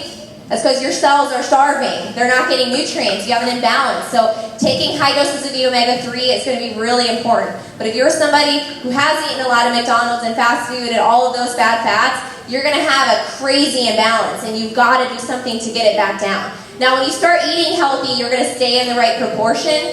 But in order to correct the imbalance, you've got to do something to be able to get you back into that state. Taking notes about McDonald's. So then, when we look at how we've gotten there, it's the standard, our standard American diet, the SAD diet. We've been trained and told that we need 6 to 8 servings of grains a day to be, following the food pyramid. I used to actually teach health for one of the largest school districts in the state, and I had to teach this every day. That food pyramid, the standard pyramid, where the base of your pyramid was grains, and then you had I think above that was fat, or not fat, I wish it was fat. It would have been like beans, maybe a little bit of red meat, some fruits and vegetables, and then you had other proteins on the top of that, and then the very top. You guys remember fat was like that tiny triangle on top? It wasn't even on the pyramid, it was like off to the side, like the afterthought. We need to, the South Park episode really flipped it upside down. That was what solved the problem. Did anybody see that South Park? We showed it at Cancer Killers last year. It's a stupid cartoon, but they showed like we're in crisis with our country, and they like accidentally flipped the food pyramid upside down, and they're like, we solved everything. Like, everyone's health was like, all the alarms went off, like, they flipped it upside down, they're like, wow, we were completely wrong, we just needed to have it this way. But that's the reality of what it should be, right? Grains should be our top little tiny, and fats should be the whole bottom, is what the reality should be eating. Unless we're talking about advancement, then grains should be that little afterthought that we're avoiding like the plague. So we're going to talk about the nutrition that we're going to be following during this challenge. We're going to be doing advancement. We're going to be strict with things, and we're not going to cheat because we're going to be acting like we just got a cancer diagnosis. So 8 to 10% of our diet, our nutrition is going to be carbohydrates, but it's going to be from things like vegetables and certain types of fruit. Really only maybe a half a cup of berries or 1 Granny Smith apple per day, but that's it as far as fruit goes. The rest of our carbs are coming from vegetables, and specifically green leafy vegetables and cruciferous vegetables, not vegetables like potatoes, even though they do count potatoes as a vegetable in schools where they're letting French fries count as a serving of vegetables. We're not doing that. Advanced plant potatoes don't count as a vegetable. Did you say advanced plant potatoes? I said in advancement they don't count as a vegetable. But you guys see the highest amount is what? Fat. Woo! Let's give a round of applause. Fat tastes amazing. We're going to have you eat, the majority of your stuff is going to be fat. And guess what? You're not hungry when you eat fat. Have you ever eaten a really fatty meal and then you're like, oh gosh, I'm good for a while, right? But if you have sugar, what do you feel temporarily? Like you're bouncing off the walls, and what happens right after? You like crash, right? So fat actually gives you sustained energy, so it's amazing. You're not going to be tired. Now, in that first week of conversion, you may be, right? Because your body is trying to find sugar, and you're telling it no. It needs to find fat, okay? So just please have a patient or somebody, just partner up, get your accountability partner to call when you're ready to cave and have your cheat, and make sure that you help support each other through that time period. And a tip with trying to eliminate carbs, don't have it in your house and just say, oh, I'll be good, and avoid it. Yeah. Get it out of your house. We take away the Wii from Jude for a while. We have to become the Wii remote control guy. Came to repair it and took the remote, so he doesn't keep asking for it. So we have to eliminate the source completely. It's a big suggestion when you're trying to eliminate carbs as well. So then the next part of it, that middle ground, when it comes to advancement, is protein. And where we go wrong with ketogenic diet or advancement in general is that we get entirely too much protein. Really, protein should make up only 15 to 25% of our diet. But when we get too much, excess protein breaks down and reacts the same way that sugar does. So when we're working hard to eliminate grains and fruits and things that are going to be inflammatory, but then we're getting a ton of protein, a ton of meat specifically, we're adding that inflammation right back into our system. We're just doing it in a roundabout way. So excess protein can actually cause the same inflammation that sugar and carbohydrates. So we're going to go through this a little bit with ketosis, but like ketoacidosis, you guys know that that's like bad, right? So diabetic ketoacidosis is very dangerous. That's when it's too much protein, okay? So we got to be really, really careful with this. For patients, make sure that you're asking questions and talking about it. Fat has got to be the highest, okay? Fat, then protein. And a lot of patients we find where they're improving and then they hit this ground where they're leveled off, it's because the protein is too high and we have to start dropping it down. So we can help you calculate like your exact protein requirements if you need to get more specific with this. And then obviously the last thing that we're going to be focusing on in advanced time is making sure that we're getting enough good healthy fats. So that'd be things coming from like coconut products, coconut milk, coconut meat, coconut oil are going to be a great source of very balanced, good healthy fats. Avocados, eggs, fatty fish, cold water fish. So we're going to be looking at things that are going to be higher in fat. There's still going to be protein associated with some of them, but the majority of that makeup between the fats, proteins, carbs are going to be getting good healthy fats. So when we look at specifically what ketosis is, it's a metabolic state that our body gets into by eliminating a primary fuel source in sugar, and then really only having 3 fatty acids that are going to fuel our body's metabolism. And when we get into certain types of tissues that react and process these fatty acids, there's only a few types of cells in our tissue in our body that don't use fatty acids as energy, and that's going to be the majority of our nervous system. Our brain and spinal cord actually need to use ketones as the other source of energy. So ketones are made in the liver, And then when they're made in abundance, we go into this state called ketosis. It's actually measurable. So we're going to be going through some specific ways that you can track whether or not you're actually in ketosis. So for patients who have done advancement and you want to know if you're actually getting in ketosis, there's actually meters that you can buy. One that we found that's good is Novamax. It's $20 on Amazon that you can buy. And it'll actually detect if you're getting in ketosis. We have patients that are like, I'm eating when I'm supposed to, but we need to make sure your body is actually hitting ketosis, and this will measure it, okay? So every person's body takes a different amount of time to get in ketosis, and everybody's body can get in and out of it. You have one bad meal, you shoot yourself out of ketosis, okay? So this will help to detect it. This is really the biggest difference in what we've taught at previous workshops. We've talked a lot about advancement and its importance, but we've never looked at what it takes for each individual to get to this state. Actually, looking at even a very small percentage difference or being off in your ratios of fats to proteins to carbohydrates can cause you to come out of ketosis. So we have to be really cautious of it. And if you've tried advancement and you weren't successful, you didn't notice maybe the weight loss that you would have wanted to see doing our 20 and 30 challenge, knowing whether or not you were in ketosis could have been a huge thing. So we're going to really focus on that. And if you want to try and get very specific to yourself individually, getting one of those glucose meters, the blood glucose or ketone meters, is a great way to make sure you're on track with it. The other part about ketosis that is huge is that you actually, it causes an effect called, or it doesn't have what's called protein sparing.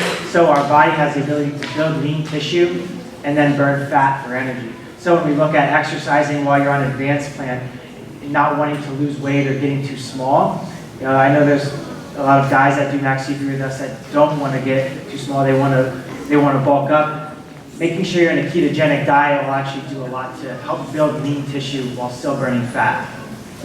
So this is really important. You can go on to the next one here, but we've had patients that they're like, I'm just really struggling. I've been doing the nutrition, and we said, well, we can detect. Let's do the meter to see if you're actually in ketosis. And then we get, well, you know what? I haven't been doing it 100%. So, Call it bluff.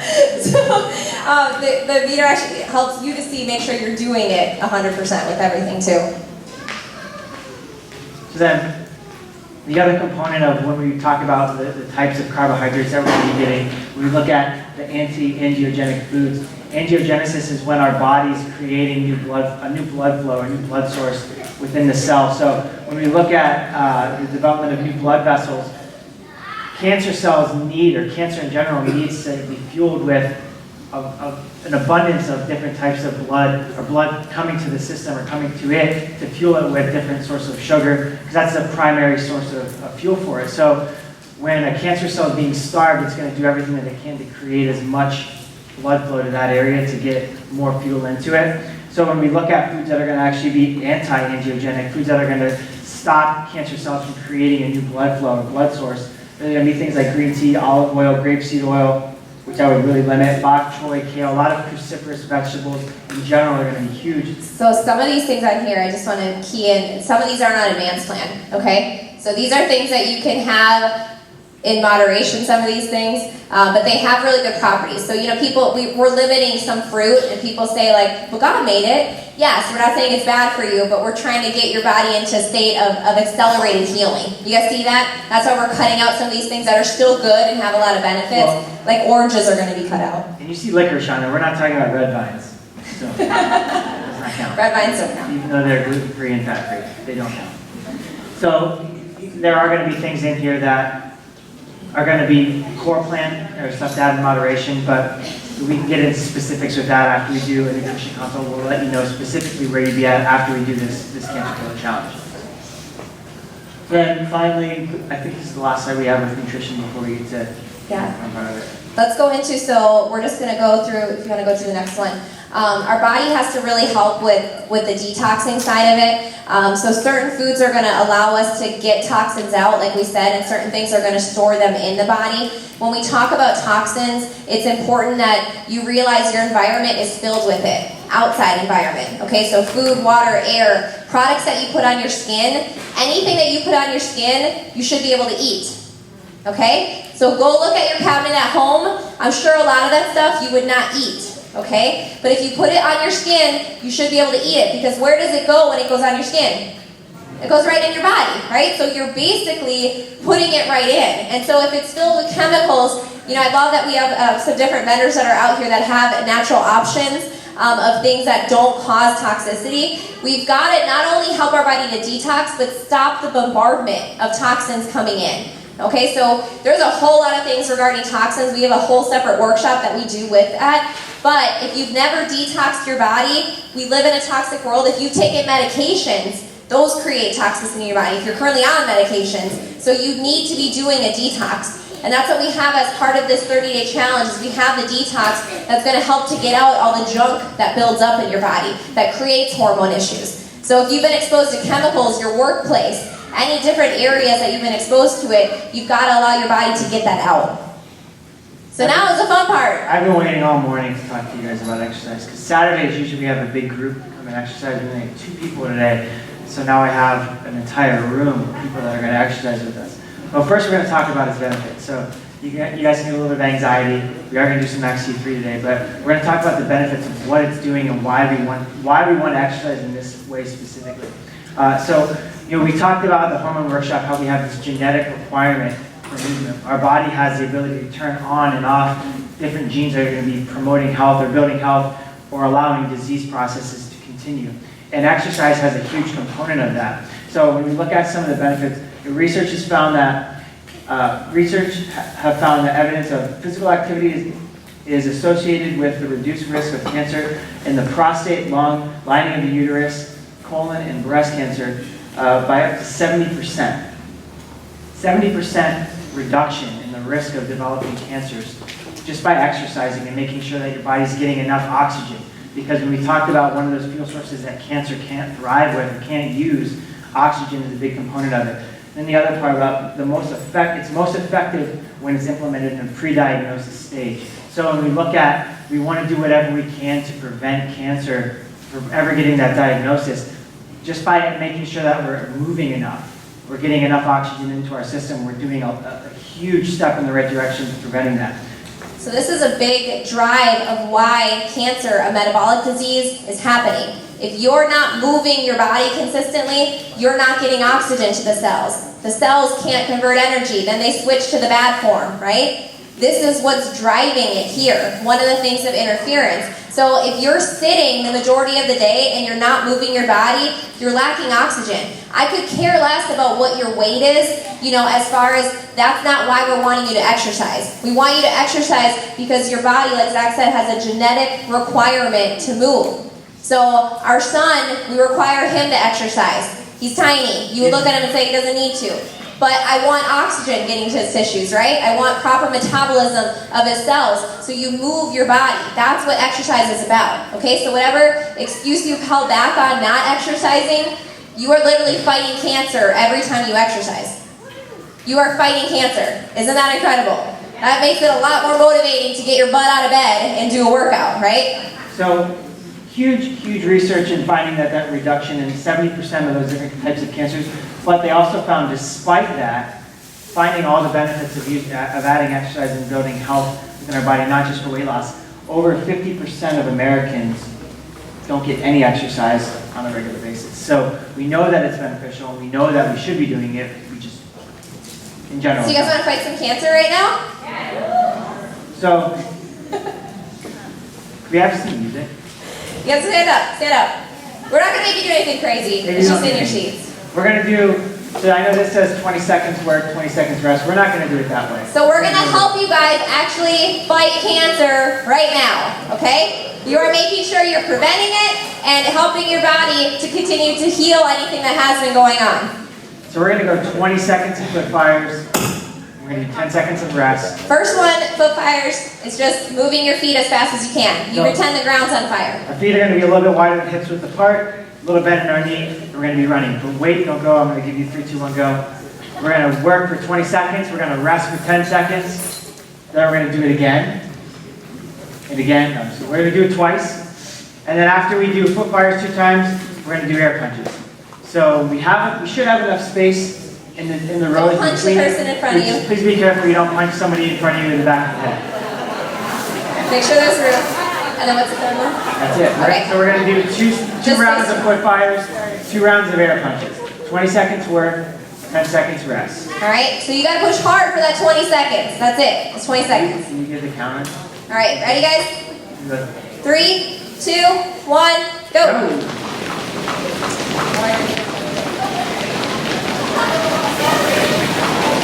I'm getting a selfie of you guys right now. This is my biggest group of Max 2-3.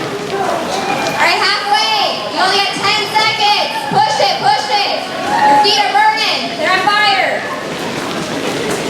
3, 2, 1. All right, deep breaths. Got 10 seconds. 10 Right now, seconds. this is a big part of getting your heart rate back down, okay? Deep breath in, deep breath out. Get that heart rate going. 3, 2, 1, go. All right, back at it, foot fires. Go, go, go. All right, guys, this is it. This is you push yourself now to have success later, right? Halfway, 10 seconds. 10 seconds. Keep going, keep going. 3, 2, 1, rest. Okay, deep All breath. right, we got 10 seconds. Deep breaths. Punching. Okay, get that heart rate back down. Ready? And you are gonna punch 3, 2. all of your One. addictions, all of Go. your things that hold you back. Go! You can pretend you're punching me for making you do this. You're mad at Zach, this can be it. Good, keep punching. I mean, this is powerful. When you guys really get into making these changes, get your frustration out, right? 5 5 seconds. seconds, go! Keep going, keep going. Those Rest. lies, you're punching those lies. All right, deep breaths. We got one more round, one more round. Deep breaths. Good. So 3, we got your arms and 2, legs going. 1, go. Punch, punch, punch. Go. You should look like a crazy person right now. That's good, right? We want you different.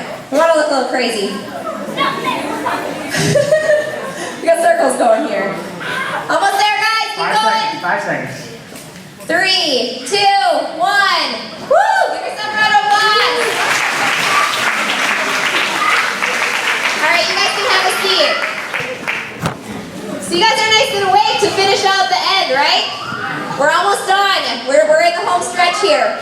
We got about 5 minutes left, okay? You guys get us 5 minutes. 5 minutes, and we're gonna finish this out strong. So you guys are awake now. I see some good posture, right? See some blood flow going. Woo! So, how easy is that to do though, right? You can do that anywhere, anytime. Hi, handsome. That's my little boy there. You can do it anywhere, anytime, and you are getting oxygen to your tissues. So you know what? Your body is building a green pasture right now, right? It's getting rid of that garbage that's there. You're healing as a result of it. So one of our mentors, Dr. Majors, has said, the pain that we're going through today is because we avoided going through pain yesterday. You're going to come up.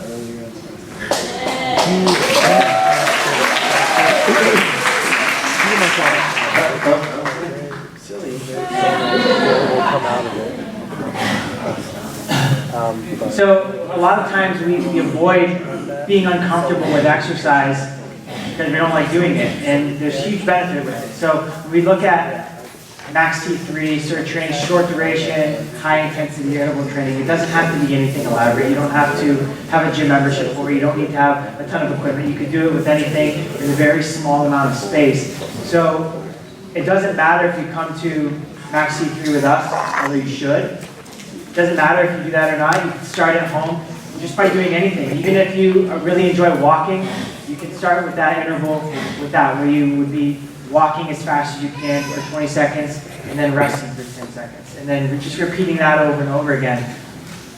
But sometimes, one of our mentors in front of ours, Dr. Fred, who developed Max T3 for us with Maximize Living, saying sometimes you have to get in shape to get in shape. So the big takeaway with the exercise component is you may not be able to go as fast as the person next to you, and that's okay. When you're doing Max T3, you put your blinders on, you go as fast as you're able to go at that time, and you just try to get better for yourself. And you try to just build off that with each workout.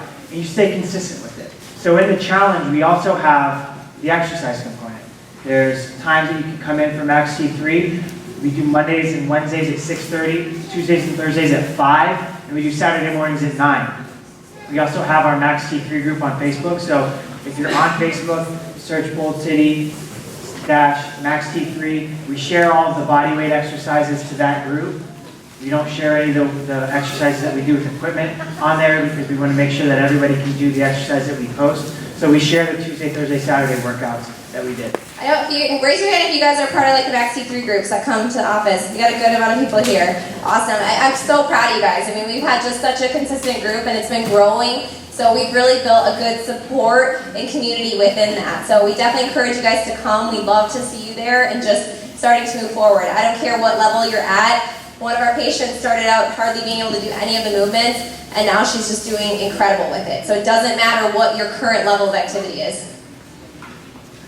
Talked about toxins already. So one of the other things that we talked about, I know Dr. Aaron talked about toxins being everywhere. Where do we start? We look at, trying to eliminate toxins in our food, trying to eliminate toxins in our environment, trying to do whatever we can to minimize that exposure to different toxins. From a food standpoint, one of the big things that we would take away from how we minimize our exposure to different toxins would be, if you're trying to know whether or not you should buy organic or non-organic, start with the Dirty Dozen or the Clean 15. We want to try to eliminate things with the fragrance, that just ambiguous term of fragrance in the ingredients for cosmetic products, and looking at artificial colors as a big source of toxins that we just kind of unknowingly give to ourselves and to our Our biggest source is going to be our food supply. So start reading labels. We're going to help you. We do a workshop that we teach you how to read labels, but you've got to start looking at it. So much of our food is man-made and it's literally chemicals. Like you look at something and it says it's like, ham and cheese crackers. There's like no ham in it, there's no cheese. Like it's all literally chemicals that make us think that it's something, and it's the majority of stuff that we're giving to kids. So literally start turning over everything that you buy and read the ingredients in it. If you can't pronounce it, it's a good idea that it's probably not something you should be eating, right? So you should be able to pronounce everything and know what the food is in it. That's a really key thing that we want you to take action and steps towards. So we actually have the staff should be giving you guys all this stuff to sign up for the future events. We have all of our events coming up that we hope that you guys can continue to be a part of. That is what is going to make sure that you can really anchor on to doing this. I know a lot of the faces in here are people that consistently come to events. There's so much information. We just kind of hit the surface of a lot of stuff. You guys feel like you got a lot out of this though? Yeah. Okay. So a big part of it is changing your mindset, but there's a lot of details that go into that still, right? So you guys know you should be eating better and exercising and detoxing, but there's a lot of details still. So I encourage you, come to as much as you can. They're actually passing out those signing up forms, and we can help to get you plugged in. And if you have people in your life that need to hold you accountable, bring them to those events, okay? They need to be there to help encourage you and hopefully make the changes themselves, okay? So bring people with you to those events that help my family and friends. If you think that they would benefit from coming to a nutrition workshop, we can help invite them to that. Whatever you think is going to be an easy step for them to continue, let's get them going in that direction. We finished early.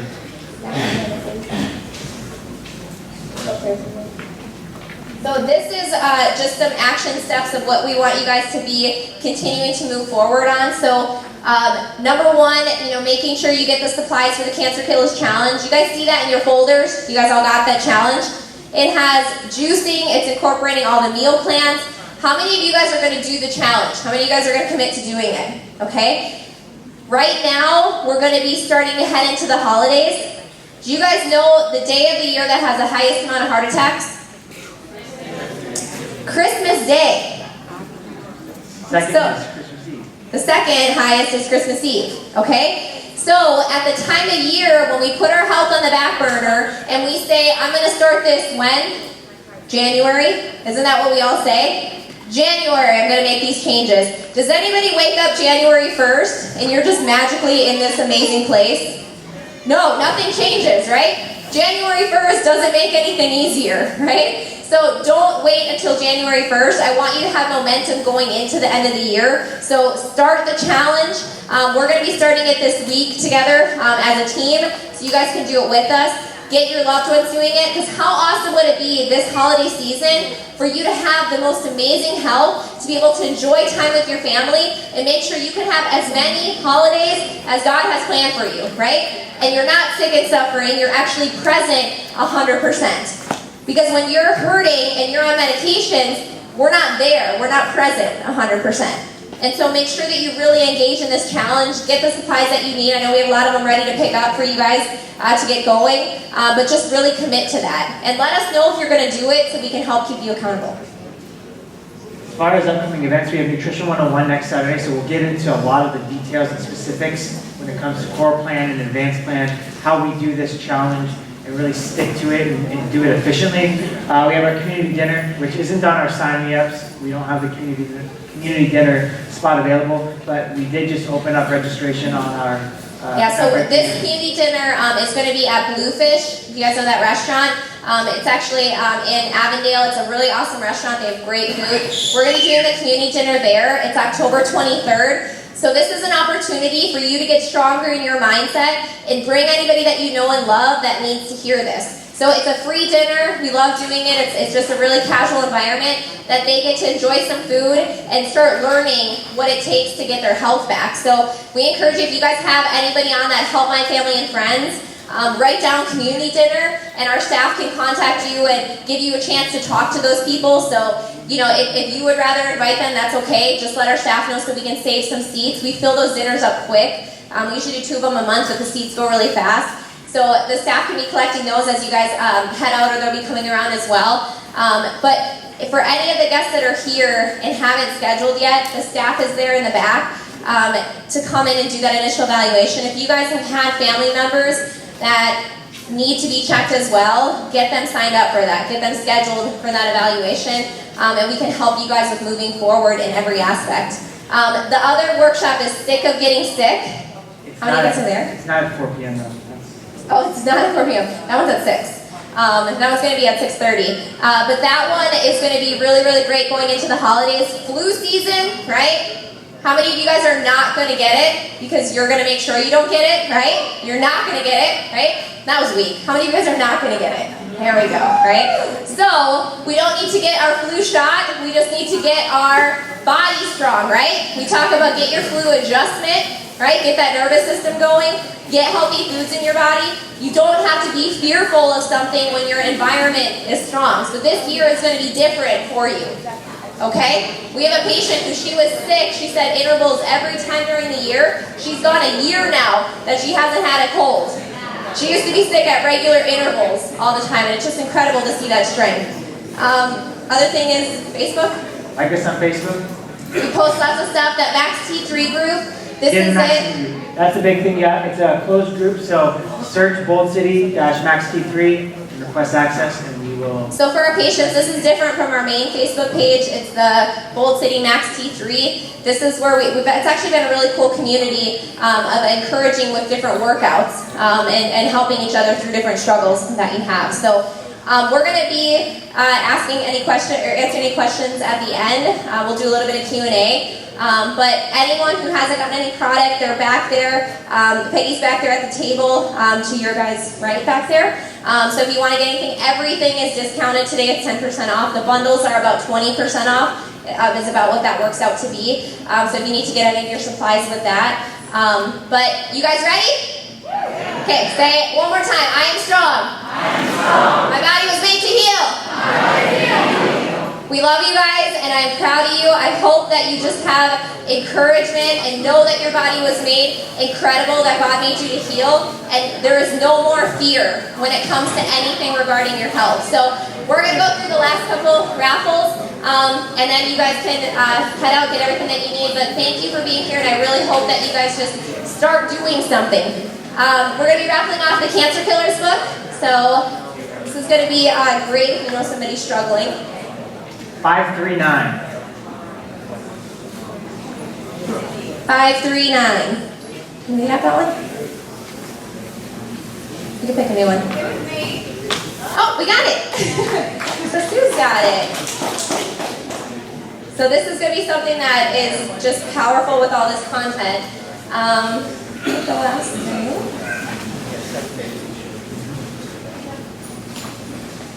Last thing that we're going to be giving away, do we have anything else? That was it. The last thing that we're going to be giving away, we actually told patients for whoever was able to save the most lives and bring the most guests here to get this information, we're going to be giving a $100 gift card. So how many people brought one guest here? Raise your hand if you brought one guest here. Okay. Raise your hand if you brought, keep your hand up if you brought 2 guests. Keep your hand up. If you brought 3 guests, keep your hand up. What do you got here? All right, so we get that to Shirley.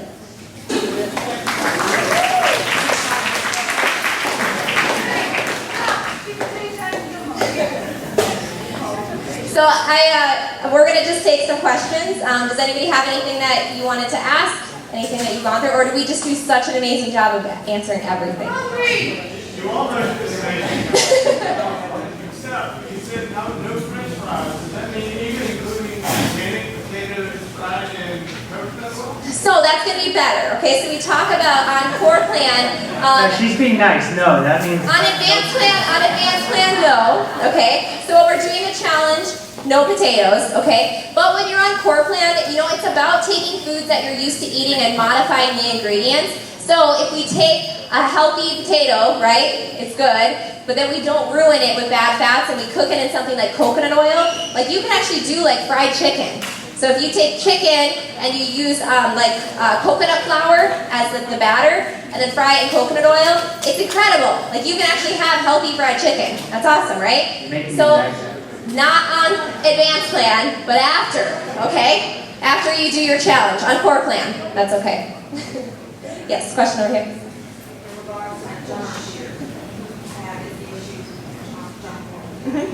So, you have people cough in their hand. Yeah. You want to use your pen or shake your hand. Yeah. Cough in their arm, don't.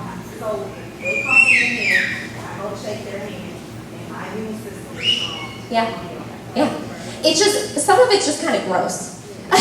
So we talk about like, you know, we shouldn't have to be scared of germs. Some of that's just gross. I'm not going to have somebody just openly sneeze on me because I just don't want that on me. But you don't have to be fearful of it, okay? So it's okay to be like, that's just disgusting. You should wash your hands after sneezing into them.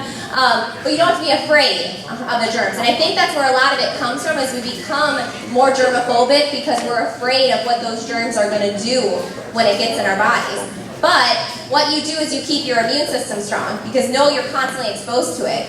You know, we look at kids when they're like crawling on the ground and putting their hands in their mouth, like they're getting everything in it, right? But it's actually strengthening their immune system because they're fighting everything the way that they should. The worst thing we can do is create a totally sterile environment and never challenge a child's immune system. So we actually want to have some challenge, but we got to support to make sure that you don't come down with something. Those are good questions.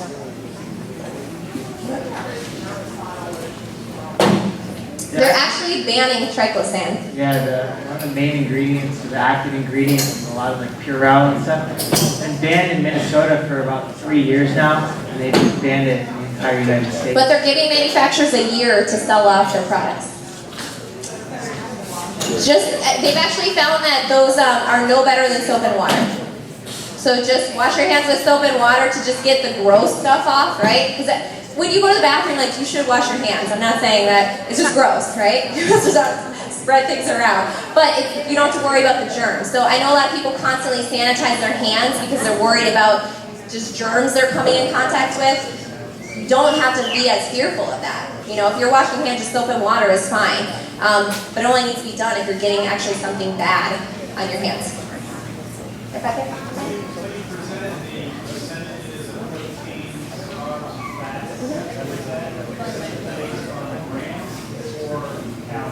Calories. Yeah.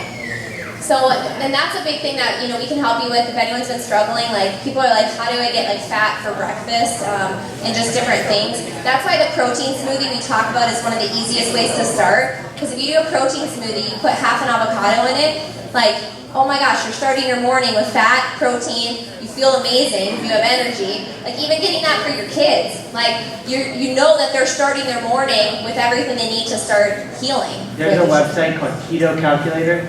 You go there, you put your target body weight, your actual body fat percentage, body composition, basically all your info. It'll give you approximate number of calories for the day, and then you can break that down. That's good. Right here.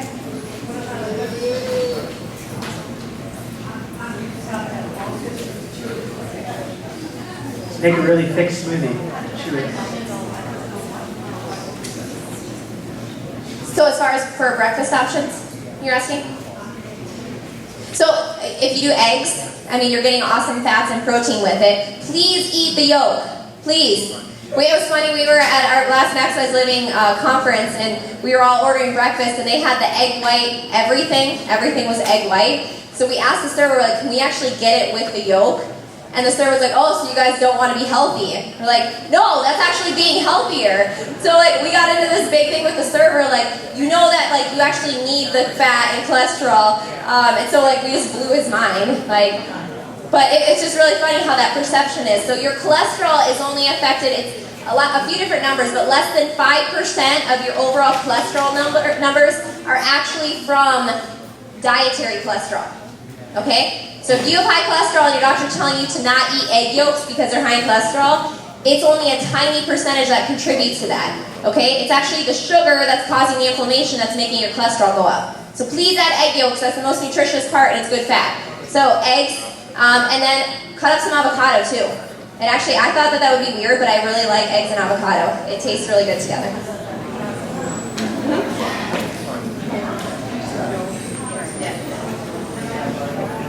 We don't like doing juices for like 5 days in a row at our house all the time either. It is time consuming, so we buy them. So we asked Nourish to be a part of the vendors here. They make juices for the day, so you can stop by them. The owner, Kathleen, is awesome. They do everything organic. They follow the same the fruit and vegetable guidelines that we do, and then if you buy it for the day, they actually put them in mason jars, so it keeps the juice fresh for a longer period of time. Yeah, so you guys can, Nourish is the, where you can get the juice from. It's in Riverside area. It's the green juice that's going to be part of this recipe. Not all juice places are going to do like the actual like low sugar juice that we have here, but they do it at Nourish. So Kathleen's here, and you guys can, or I think she had to leave, but you guys can check that with her. And that's something that is really easy for convenience if you want to order it ahead of time and pick it up.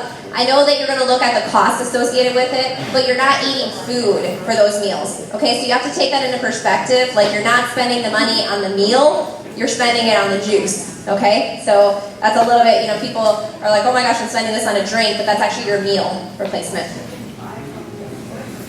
I do 1 day at a time. 1 day at a time. So you could, juice, you lose the enzymes the longer that it sits. So you could order the night before and then pick up for the next day, and then have a cooler with all your juices. It's actually really easy to do. Like, you'll be amazed how productive you are when you don't have to think about what you're gonna eat. Like, you're just like, and my next juice comes on, and you're ready to go with your energy. But I would do it like 1 day at a time.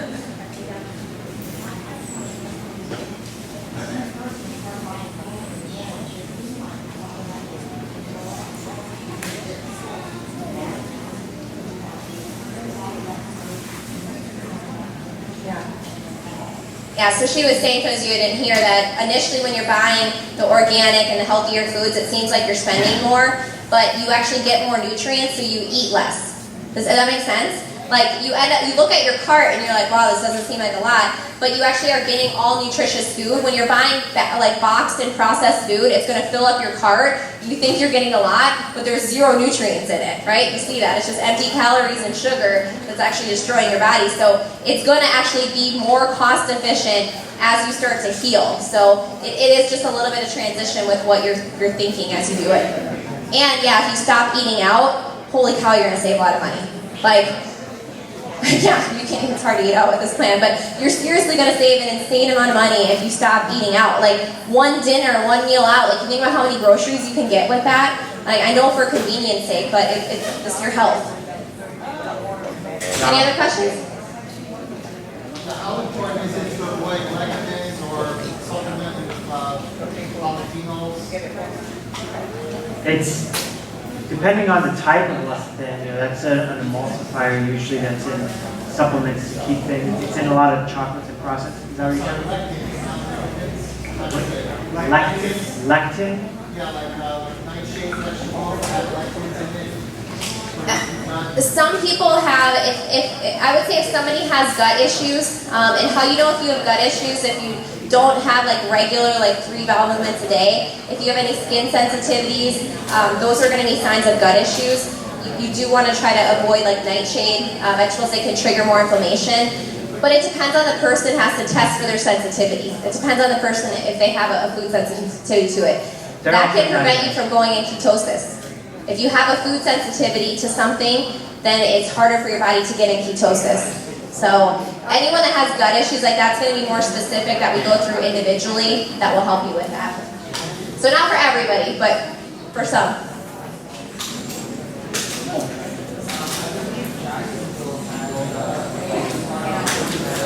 Yep.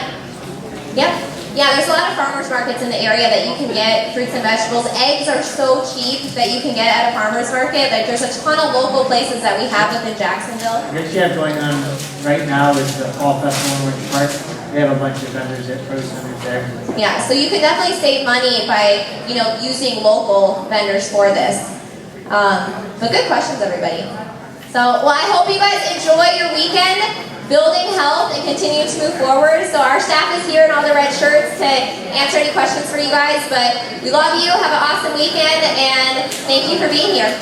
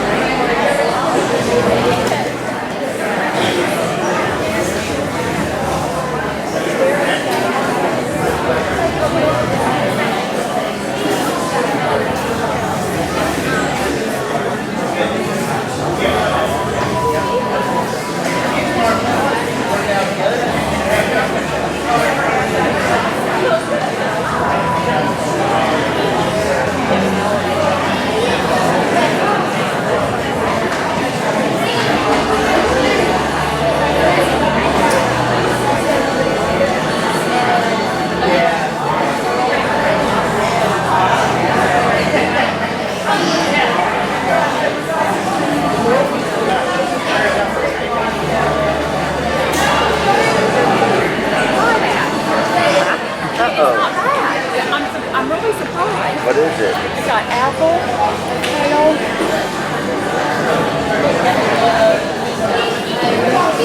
Oh, I don't know. that's good. Give me one.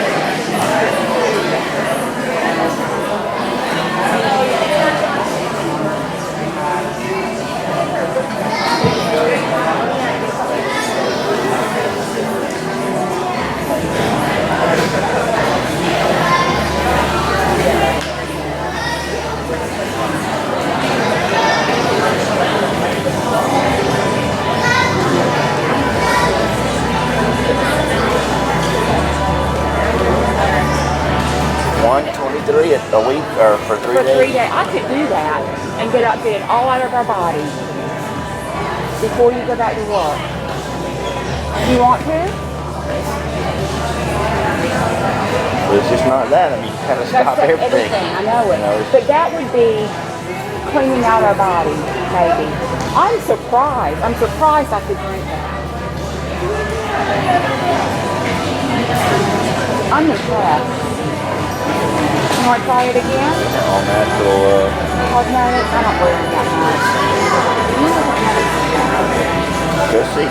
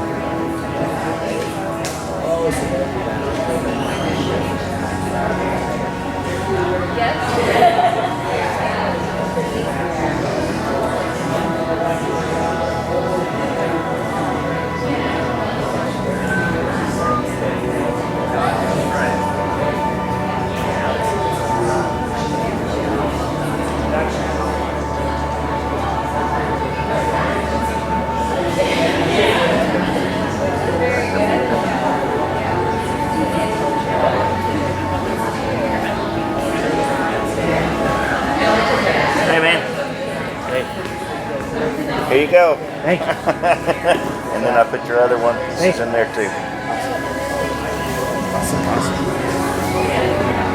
Everything should be good.